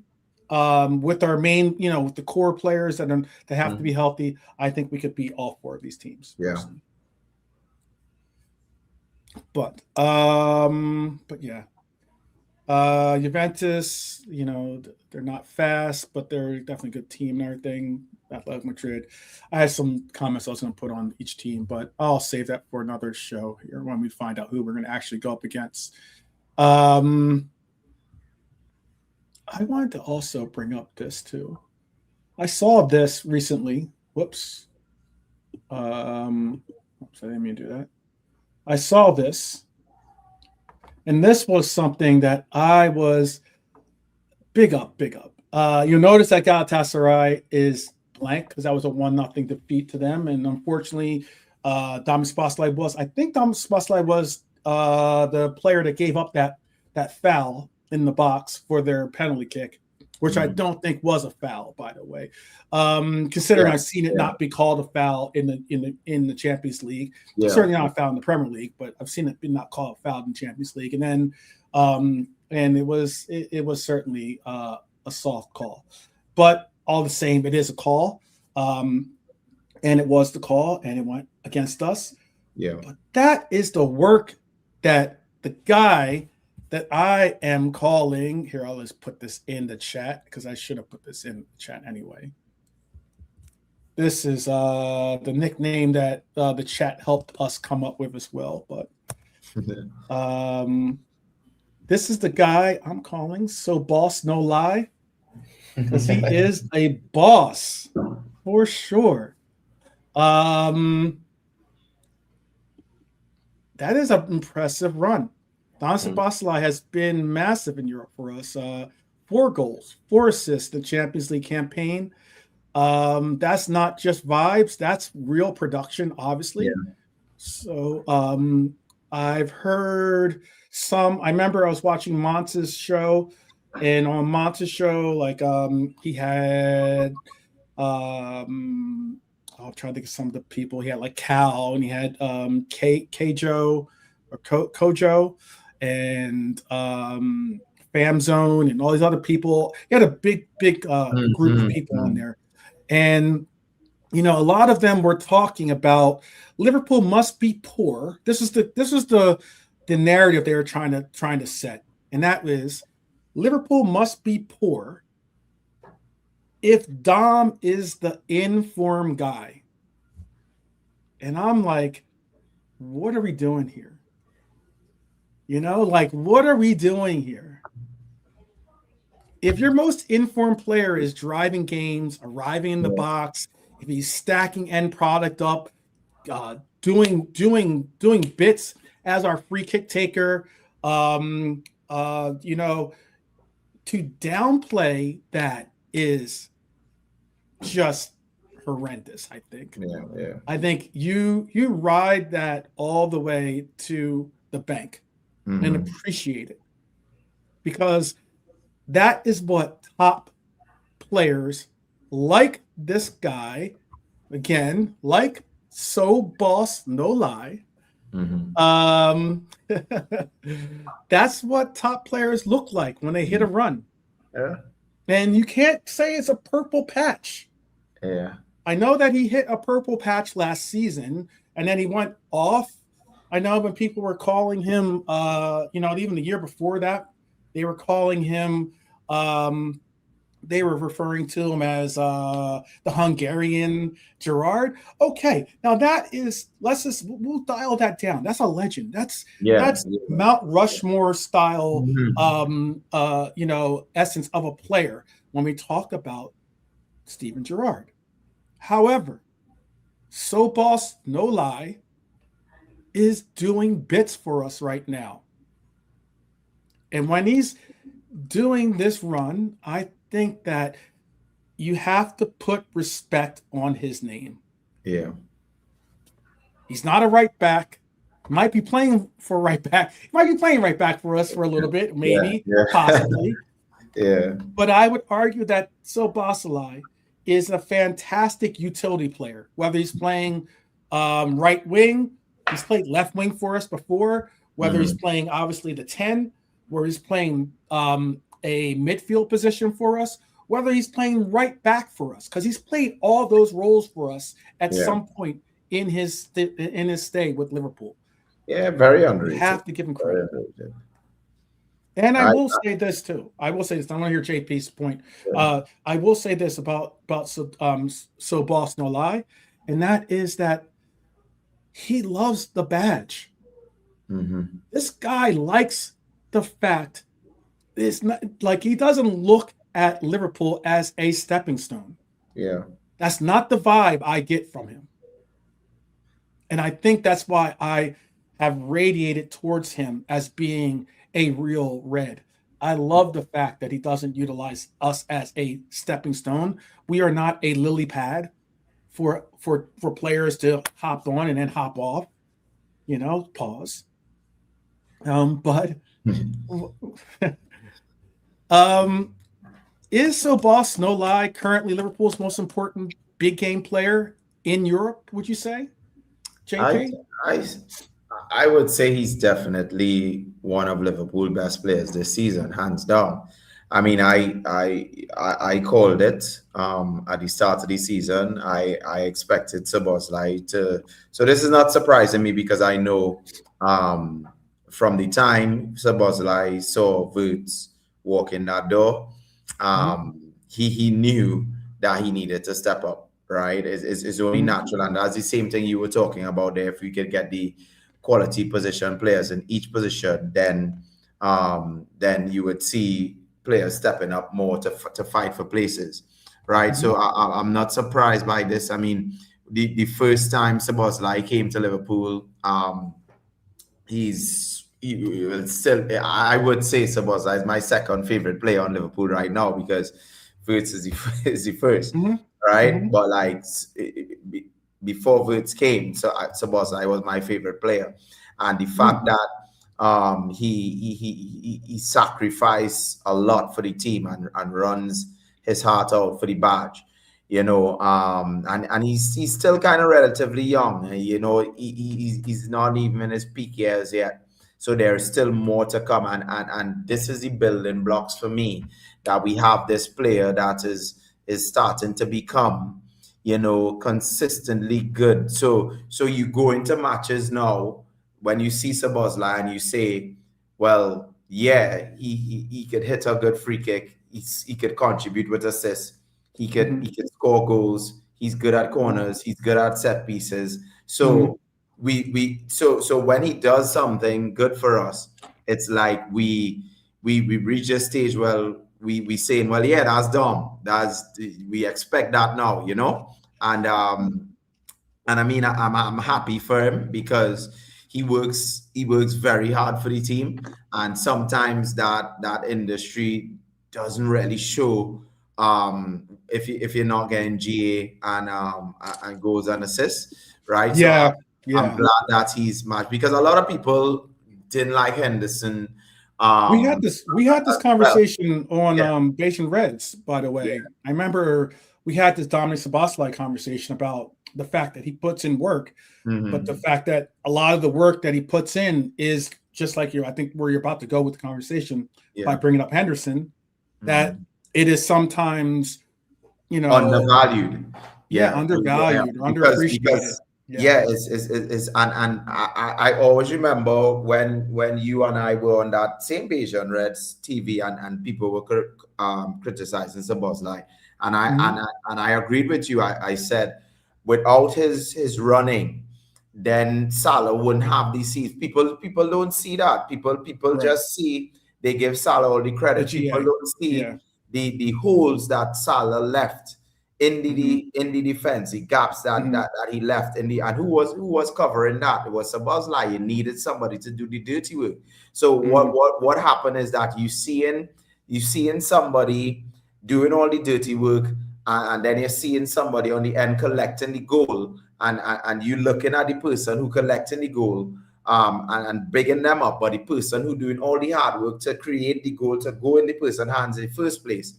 I mean, you're undervaluing, and without that person there wouldn't get the goal in his hand. So Szoboszlai was that type of player for me, and that Man City game and a couple other games I could put here as well showed the value of why Szoboszlai was equally as important as Salah in our title-winning team, right? Because I'm not just saying it aside, Luis Diaz and Gakpo, their combination was equally important, right? Van Dijk and Konate partnership was equally important. Everybody had a part to play. McAllister, Gravenberch.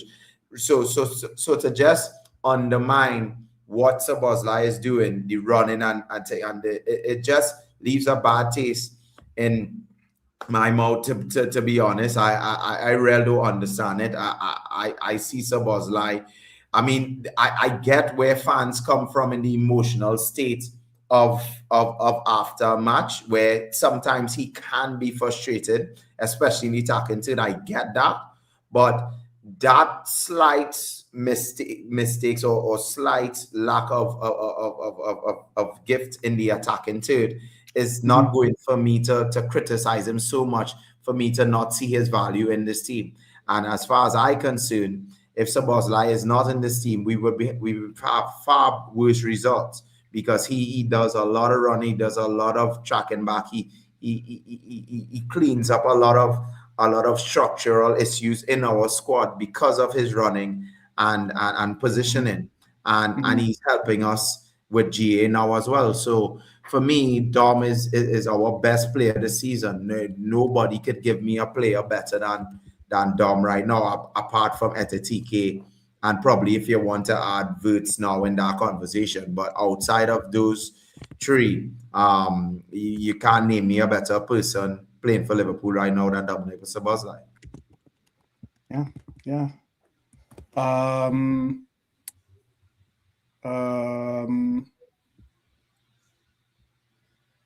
Brian saying you need players like Dom, but let's not assume he will always be happy to be a utility man here. Lee Wiskett says, I wouldn't be surprised if his legs fell off at the knees. At the way our luck is going this season. Certainly, I'm hoping that we do figure out a way to properly maintain Dominic Szoboszlai and what we get out of him. But I would say, like,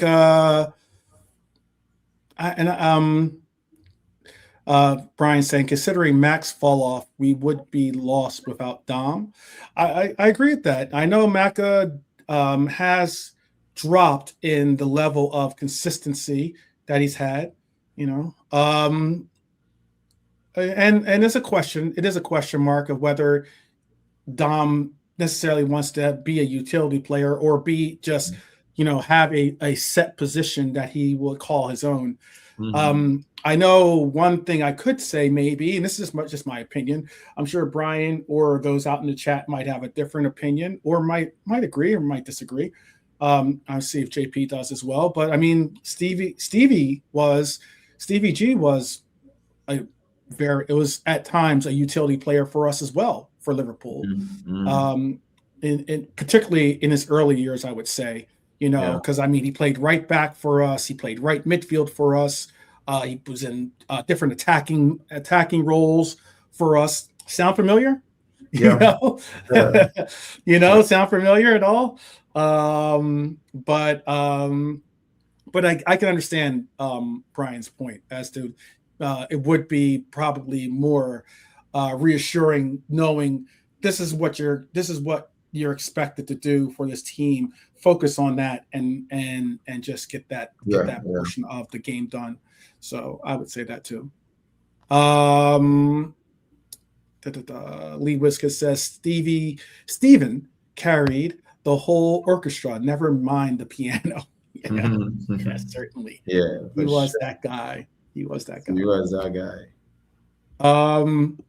I wanted to give some other quick shouts as well. Before I get into the last segment, I wanted to bring up, I did see this on Dave OC Cop. Let me bring up this little photo, actually.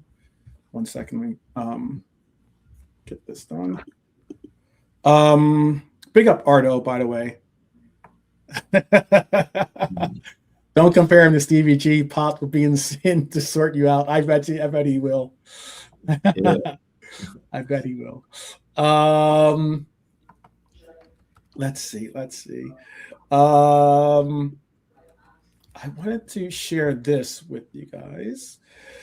So, for those thinking that the Champions League does not matter, let me say this. This is not an actual picture. This is AI generated, by the way. So, it is what it is. But this is how much Liverpool made by getting into the second round. And also, you get money by winning games as well, by the way. Yeah. So I think you get more money. It's an incentive to get teams to play for the W's, other than just obviously position in the table. But the more wins you have, the more money you can accumulate as well. Liverpool, by getting to this stage in the Champions League, are going to get paid 44.46 million pounds. That is some serious ka-ching. It certainly is important if we're ever going to think about bringing in more talent this summer and the likes. It's definitely going to be very important as well. I also, I did have a picture of Arnie, but I guess I don't need it right now. But I also wanted to give a proper shout out to our Egyptian king. And that is because with that goal that he had, with the goal, because it's technically not a free kick goal. It's, because obviously it was assisted. Okay. So it technically counts, I guess, as an open play goal. Okay. Or a non-penalty goal. Mohamed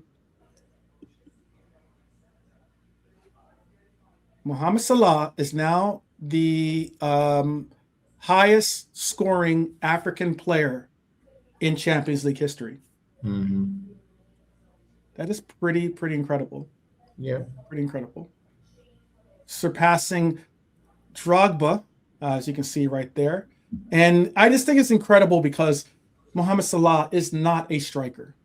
And Drogba comes from an era when strikers were fed the ball. Yeah. They were the main focus in getting your goals were through the striker position, the center forward position.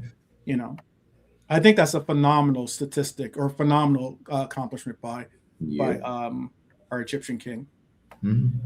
Lee Whisker is saying, then the TV rights are on top of that. TV rights for Europa is peanuts compared to that for TV rights for Europa is peanuts compared to that of the UCL. It is completely, absolutely.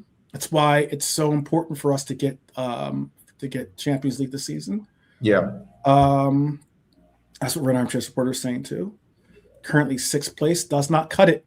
It does not cut it. We most likely will see 5 teams make Champions League this season from the Premier League, but it's always best to not count your chickens before they hatch, I guess they say. Just get as high up into that into the table as possible. Very generous. It was generous of Dom with the free kick, but then again, I saw on the Liverpool FC site, they did a cool graphic. They did Control-C, Control-V, meaning copy and paste, and that's exactly what the goal was. I mean, Mohamed Salah gave him that opportunity, and then back to it. And it favored his side too. It is on the side that where it favored. If it's doing that routine, that's decided to favor him. So yeah, I don't see any problem with that. Here's a question for you, JP. Do you have an answer for this, by the way? Chat, answer if you can, if you want. Brian brings up an excellent question. Is he the best African player to play in Champions League? Ooh, yeah, do some research on that. I mean, like,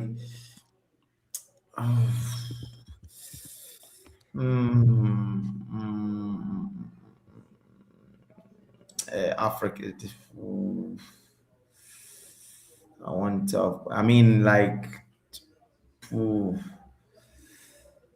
yeah, Yeah, I yeah, see. Brian. That I too is feel in the I answered that equation. one on Brian's stream, but yeah, I had to do research. But I mean, like, you Did know, he bring this up on his stream too? I didn't see. I yeah, didn't see his yeah, stream yet. yeah. I'm I gonna mean, watch like, his stream on replay, but but it's Salah, Drogba, Eto, some good shouts there, you know. Like for me, I have an answer for what I think. But yeah, I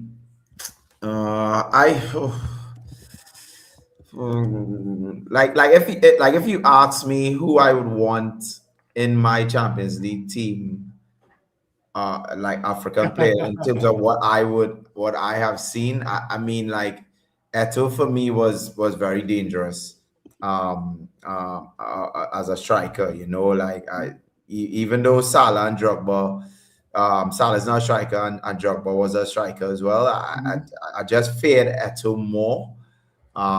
So like for me. And it's not about the goals and assists, you know. I'm not watching because Salah has more goals. I'm not going to put that and say, well, I pick Salah automatically. I just feel like Eto had this. He had probably everything. He had the pace. He had the guide. He had the left foot. He had the speed. He had the heading ability. He had the craft. He had the pass. He had probably everything. So I would say to play in the Champions League in terms of what I have seen. I would give Eto more the shout over Drogba and Salah for me. Who would you say? I put it in the chat. I was going to say Mane. Oh, Mane. Okay. I was going to say Mane. In the Champions League. I get in the Champions League, yeah. I mean, I'm not judging it by his place. I think Mane has had better performances in the Champions League than Salah has, to be honest with you. But I would go as far as to say that I was going to say either Mane or I was going to say the father of Timothy Weah. No bias or anything like that. But I was going to say George Weah. Okay. I know that he never won the Champions League though. That could be a knock against him. He was the top scorer in the Champions League when he did get the chance to play in it. But I just think considering he's got a Ballon d'Or to his name, possibly that maybe you can make a shot for that. Yeah.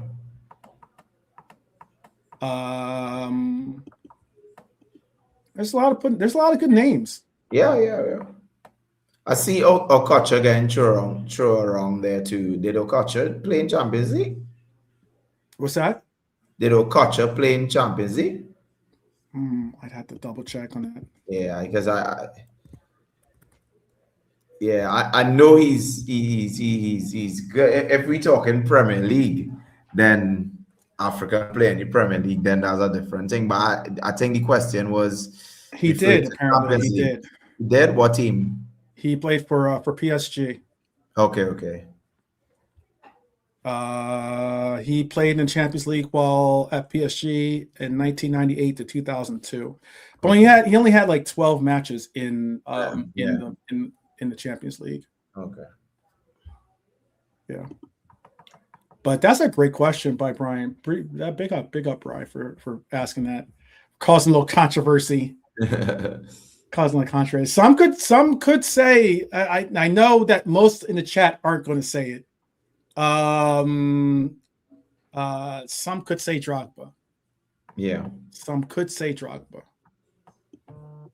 I know that hurts to hear, but yeah. But but that is the truth. Some could say that. No love for Onana. No. Nope.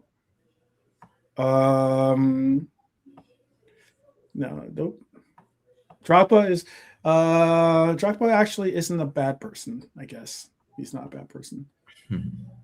He is a part owner of the Phoenix Rising. here in America. It's not an MLS team. It's like the tier below the MLS. Yeah. It's called the USL. He is he actually played for the team for 2 seasons, actually, just so you know. Okay. Yeah. When they won the league or the USL, his gift, one of his gifts to the team was he took the team out to one of the nightclubs I'm affiliated with. So that's how I got to meet him. Okay. Okay. Yeah. Turn up. It was the turn up. Turn up. Anyway. Let us begin with this other. Oh, there was another thing I wanted to show you guys too. I wanted to get your vibes on this too as well. There was this that got leaked. Now this is apparently or possibly, I saw another version of the red kit, the red or not the red kit, the black kit. The black kit had, I saw a version of it where it was like more like the 2021, I think, jersey, where it was like the checkered black with checkered jersey on it. But this is a leak, not official, by the way. This isn't official, but this is what they possibly, or what Adidas might go with in the for the kits for next season, as we are slowly but surely getting close to next season, by the way. Yeah. And we will, you know how they do kit release now, they end up letting the team wear the new kit that they'll have in the next year, usually in the last game. We'll have a home game. But yeah, how are you feeling about it? I see Brian doesn't like the home kit. I got you. I think the home kit is supposed to be, actually, let me see if I can find it. Hold on 1 second.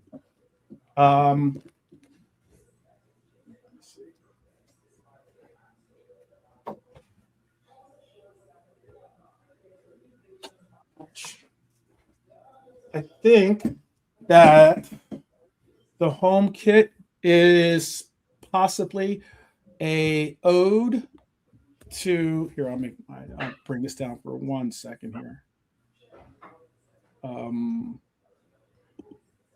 I think it's like an ode to this one. I think that's what they're trying to do. I think they're trying to do this one.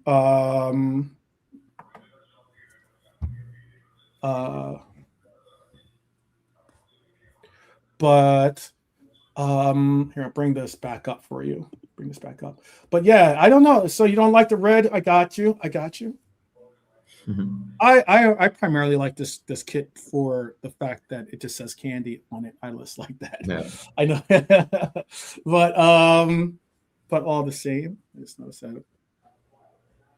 You gotta be careful with your kits, because they will crinkle if you're not careful. Is an old design brought back? Yep. With the 3 bars on the shoulder. I think that I personally think if you're going to bring it back, you got to use what they used in here, maximize this. You got to use what they used in, I'll make this a little bigger too.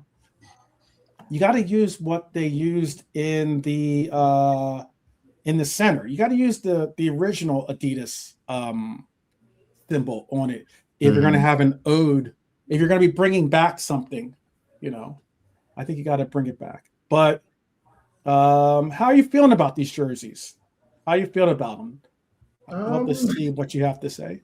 The white, the white looks good. I mean, the red is different. I prefer the red we have now, as I say, but like, and the third kit is looking good as well. I think, like, if I have to choose one out of the 3, I like the third one, right? Okay. The most. Yeah. So yeah, decent. Okay. Let me bring this down here so we can speed in this shot.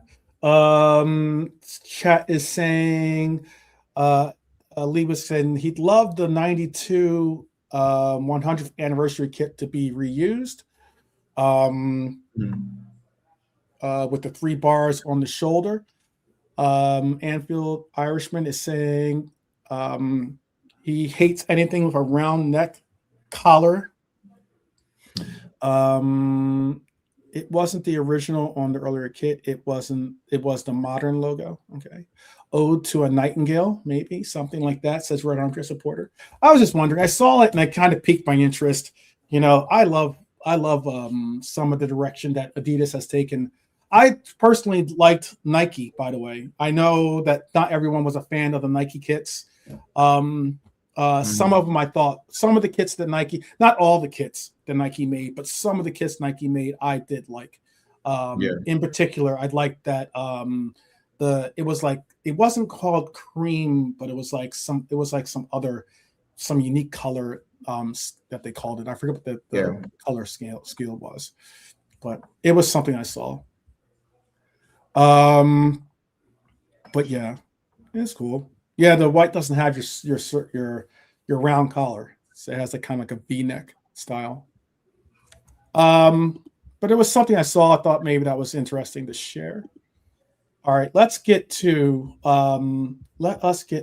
what I really wanted to talk about. I just saw that. I just messed this up.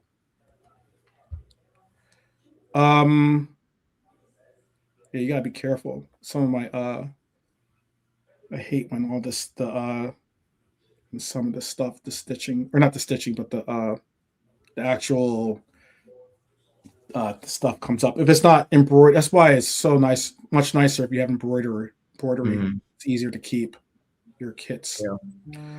I was going to say this is the last segment here. We're already at the 2-hour mark. I didn't want to go too far over 2 hours, but I wanted to give a shout to our captain. I think Virgil van Dijk just became Virgil van Dijk. I'll show you this right here. He's my legend. Yes. Virgil van Dijk just became the first central defender to record 3 assists in a single Champions League match. A single match. That's history, people. Yeah, that's coming. That's from a finished player, a washed player. At least that's what DR Sports Flex, the guy Manchester United called their own, was saying. He was shouting it. He's been saying it from the very beginning of the season. He was even saying a little bit from last season, but he was saying it especially this season that Virgil van Dijk is yesterday's news. But that is, to me, agenda is certainly rival agenda. I don't even want to necessarily debate people that are going off emotions, because I know sometimes I am rolling off emotions myself, but I'm going to debate reality with you. Top level consistency from a player that has been asked at 34 years old to be our number one starting center half, our main man in the back line. That is what you're getting from him. You see that yellow stripe on his left arm? Yeah. That is called the armband. And that's for leadership. That's because he's our captain. And literally, record-breaking outputs in Europe show why this guy has no intentions of going anywhere quietly or going anywhere anytime soon. I think Liverpool don't need that fake outrage cycle coming from our rivals. They will obviously tell us that every player that we have is either, chalk and cheese, I think, right?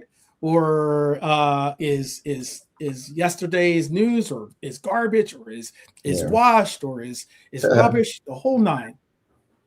But standards is what we're talking about for this guy. Yeah. Standards is what we're talking about for our captain. And look, there is no heavier burden than to be the captain of a Liverpool team. Yeah. You carry, Hands down. Hands down. you have to be the PR person. You have to stand in front of cameras and answer questions, whether your team is flying high or riding a little low. You are the point person. You are the person that gets all of the tough questions, all of the angst, a lot of the criticism for the team as a collective is put onto you. Yep. And Virgil goes out there each and every time and sets a absolute incredible role model, and is well regarded in our locker room as being the man, living legend for sure in the South. For sure. He's had bad games. I'm not saying he hasn't, but all players will. All players will. Yeah, So- it's the season too. Is the season the way how the season panning out is just every game is that we can't get a break, you know, and what with all these things happening, it's good to see players still performing for the badge and good for him creating history. I'm telling you, nobody's going to see that thing.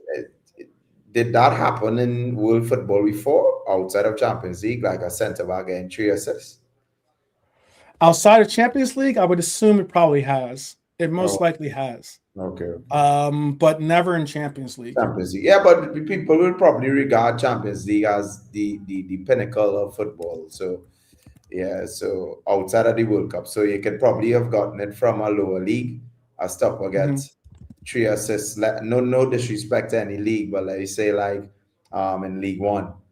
It probably could have happened there, but like Champions League, you're not gonna see that because of the quality of teams in the Champions League. Yeah, so good for Van Dijk, man. Yeah. I'll show you something funny. This one goes out to something really funny. This is just banter settings. Keep in mind. Just having fun with it. But for Flex, Mr. Flex from DR Sports, who represents Manchester United to the fullest, because this is why you cannot give Manchester United fans, much less their team, an ounce of room to breathe, of an inch, okay, or a centimeter to move closer towards having something to brag about or talk about. Look, I'll give you this. You can say what you like, Mr. Flex, but I'll tell you this. At age 34, whoops, let me bring this down. At age 34, Virgil van Dijk becomes the first center back in history to record 3 assists in a Champions League game. At age 34, Rio Ferdinand signs for QPR. Yep. Oh, man. Banter, that's all it is. It's just a little fun banter. Yeah. It's just a little fun banter. I know somebody like, oh, but he won this or he won that. I get it. Yeah. We're just being reasonable. Look, I think he's got a long. I think what you're seeing in the trend, at least lately, is you're seeing more of the players, continue on in the league and perform well. And especially especially you would think center half's an important position, but like you've seen it happen at the center half position too. You can say that for Chelsea. Chelsea had Thiago, right? I think it was Thiago, right? Yeah, right. Yeah. And he played till he was close to 40 years old, right? There's I'm gonna go blank on his name now. But he played for, I want to say Benfica. He played in Portugal. But he was a, who was it? Pepe. Yes, Pepe. Yes, Pepe. He played. I'm not certain if he might even still be, floating around there somewhere as well, still playing. But yes, I just wanted to say that was something that I wanted to get in there, to be sure. Absolutely incredible display from our boys yesterday. Absolutely incredible display. Which goal was your favorite? I thought so. Thiago's still playing, right? Yeah, he's still playing in Portugal. Yeah, back in Portugal. Thiago is, my fault. Thiago's playing in Portugal. Yeah. And I think Thiago Silva's still playing, but I thought one of the players, one of the defenders was playing in Brazil. Now he's about to come back. Maybe that was Pepe that I'm thinking of, but go ahead. What was your favorite goal out of it? Tell us in the chat too, by the way. What was your favorite goal yesterday? Me, it was pretty simple goals, but like the Florian one was my favorite. I mean, Chiesa, Van Dijk put on a plate for him. Salah free kick was a little spectacular, but expected. Even though that I think that was Salah's first free kick for us, right? Ever, I think. Yeah. So, but for me, Florian goal was my favorite. Okay. Florian, let's see if the chat's got one or not.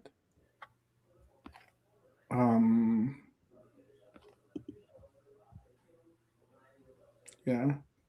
Pepe, he retired in 2024, but Pepe was 41 when he retired, by the way. 41. Wow.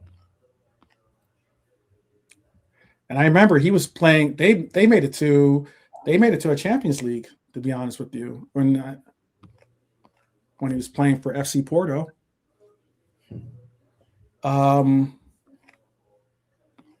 What was your favorite? I thought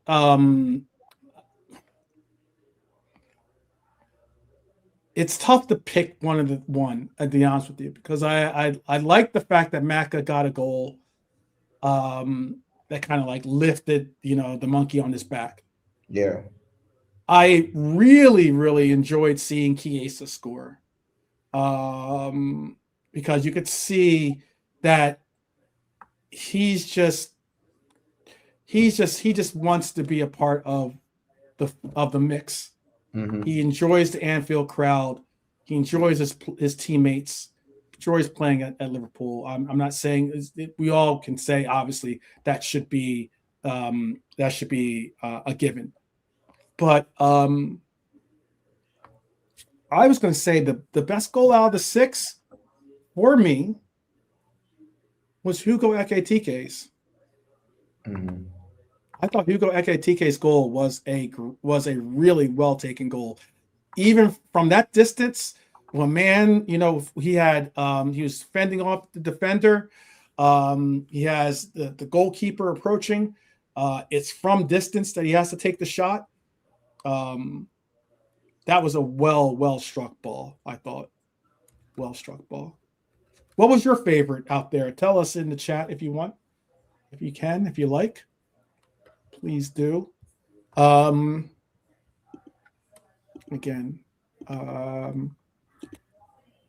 tell us who or what was your favorite goal of the six. And also, I'm going to ask you a quick question about the Virgil. I forgot to ask the question to you about Virgil. In your opinion, I know that you have a biased opinion because you're a Liverpool fan, but in your opinion, is Virgil still the best all-around center half in the league when it comes to leadership, defending, big moments, all the likes? Is he still the best in the league? Or do you think that there's someone else that is making a concerted effort to wearing the crown? I would say based on current form is hard to argue that he is right now because there are a lot more consistent players playing right now. However, I still see fear in attackers' eyes when they come up against them, and respect too as well. Mhm. And for me, nobody's standing out. I'm not sure if you. I'm not sure if you. I'm not sure if you will have any other opinion. But like for me, nobody else is standing out for me to say that they just dethrone him from the crown. I think only two players really who could come close for me are the Arsenal centre backs. Like if anybody wants to argue any centre back could be close to Van Dijk, I would say probably Saliba and Gabriel. Outside of those two, not seeing anybody who would be competing with Van Dijk for that crown still for me, in my opinion. No, all bias aside, right? Because you can give your opinion after, but like for me, that outside of the Arsenal too, I'm not seeing anybody competing for that for Van Dijk for me. Okay. Okay. I know that there are some out there that have been saying that, like I said, like, have been um, questioning his leadership, questioning his if he still got it, if he still got the aura, or if he's relying too much on aura. There have been some incidences where Virgil has been definitely called out, and Yeah, definitely yeah. but that's going to happen even to the best of the players. It's going to happen to some. And if anything, the mark of a true champion is how you what's your response, Yeah. um, so but yeah, it was interesting, um, because like I'll give you this too. Um, this was something that I saw as well that I thought was something that he's added to as well. Something that maybe whenever someone maybe questions, or tries to put some shade on Liverpool, you can come back at them and say, "Well, what has your club done in Europe? Yeah. What has your club done in Europe? Hmm. What has your club done in Europe?" Um, but all the same, all the same. Yeah. I think so too, Brian. I think so too. You agree with him? Yeah, I agree, and that's what I was saying. Like, it, if we were to offer Van Dijk, let's say to for sale or for free, every club in the Premier League will be running him down for one season. Yeah, so Mhm.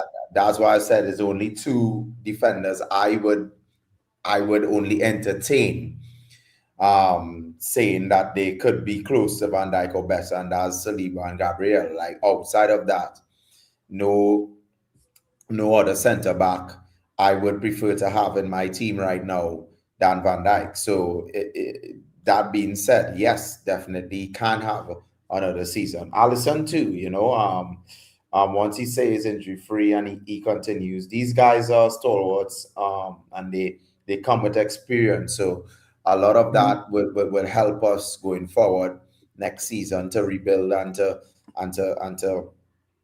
make our transition into the powerhouse that we want to be, right? Because you have both of them are world class players. So yeah, for me, once both of them, I'm not sure what Allison contract, but I know Van Dijk has one more year. So yeah, for me, Mhm. his contract run down, and even another year where he could come and rotate from the bench, to play Yeah, yeah, as a squad player, so he can give us another year as a squad player as well. So for yeah. me, Yeah, you can milk 2 years out of him is whether he wants that or not. Yeah, I think it all depends on if a coach like a Klopp or maybe even Alonso, but especially if a Klopp came back to the team, I think that he would stay for another year or whatever to see. No, that's Nathan Collins. What is that? I don't know what that means. Nathan Collins. What's that referencing?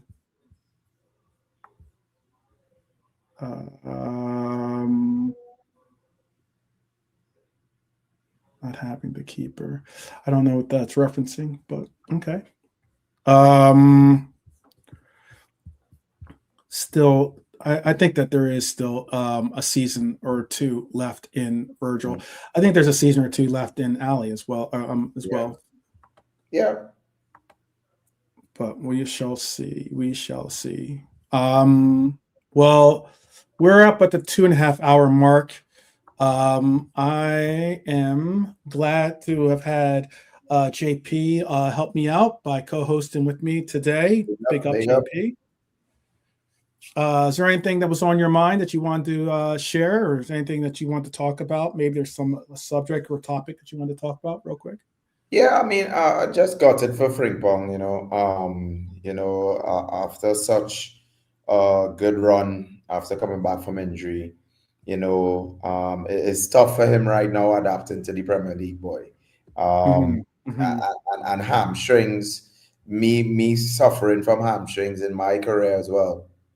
I feel for him because it's something that you can't anticipate because you're giving your all to the team and you put all the precautions, you do all the warm up, you do everything, but it just comes on you like that, and to see him go down again after having a good run since he come back is I'm kind of gutted, but hopefully he will realize that this league is a lot more fast paced and maybe do some strengthening work on the hamstrings. Because for me, when I did the strengthening work on the hamstring, it got a lot better, right? And he has to adapt and see that's his weakness now. And he's getting that recurring injury, so he has to strengthen it. But just got it for him and the team because it was a big blow for us yesterday. Yeah. To have him have worked back so hard to get back to the team and then to have that happen was definitely tough blow. But we all wish him a speedy recovery. There is no guarantee just as of yet. I haven't seen a medical evaluation on the player just yet. If anyone knows, certainly put it in the comments or send it to us so that we can find out as to what is happening with the player, because it does mean something to us. But other than that, I'm going to say big up to the chat for joining us. Definitely. There was a bunch of you on X. It was a groin injury. So it's so it's a groin injury. hamstring. It was a groin. Yeah, it was a groin injury. Okay, good. Well, not good, but like I'm glad it's not a hamstring because the reoccurring hamstring injury is something that you don't want as a player. Remember Daniel Sturridge? No, I definitely remember Daniel. Daniel's a friend of mine. I definitely. So it's but still got it for him, man. Still got it. Yeah. There's some other stories that I had, but I'll bring them up tomorrow. Some talk about maybe some players that we might see move in the window, late in the window, but I don't think that we will make any type of. I don't think we're going to make any moves, so we'll see. But that's. I guess we'll see what happens. I will say it like this. Look, when you're feeling low and you need something to pick you up, I would say you can either sit back and just laugh, sit back and smile, enjoy the day, understand the fact that life is precious, and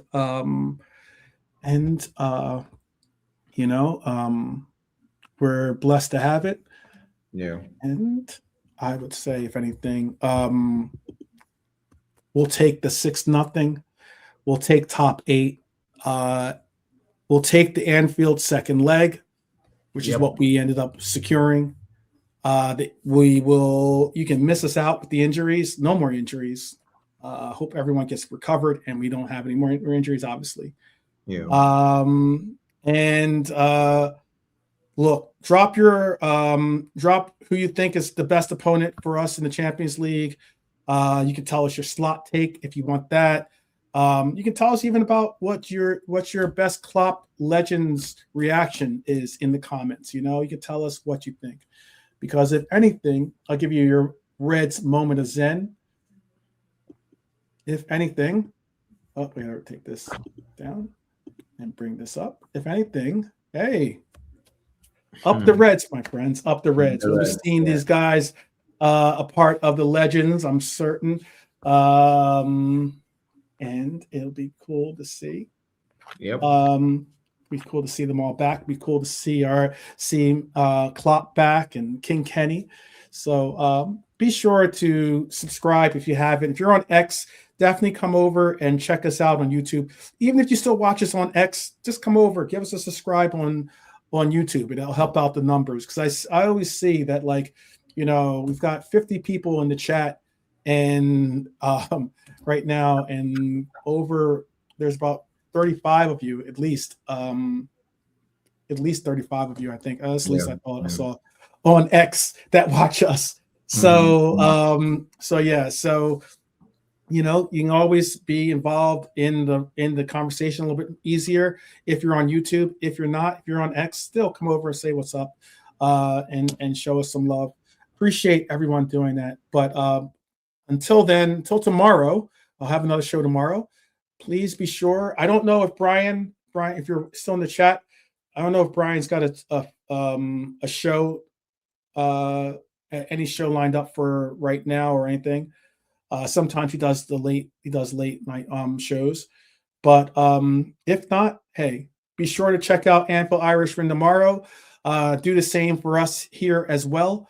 And until then, we all say peace and love and up the Reds. So we'll see you soon. Take care, guys.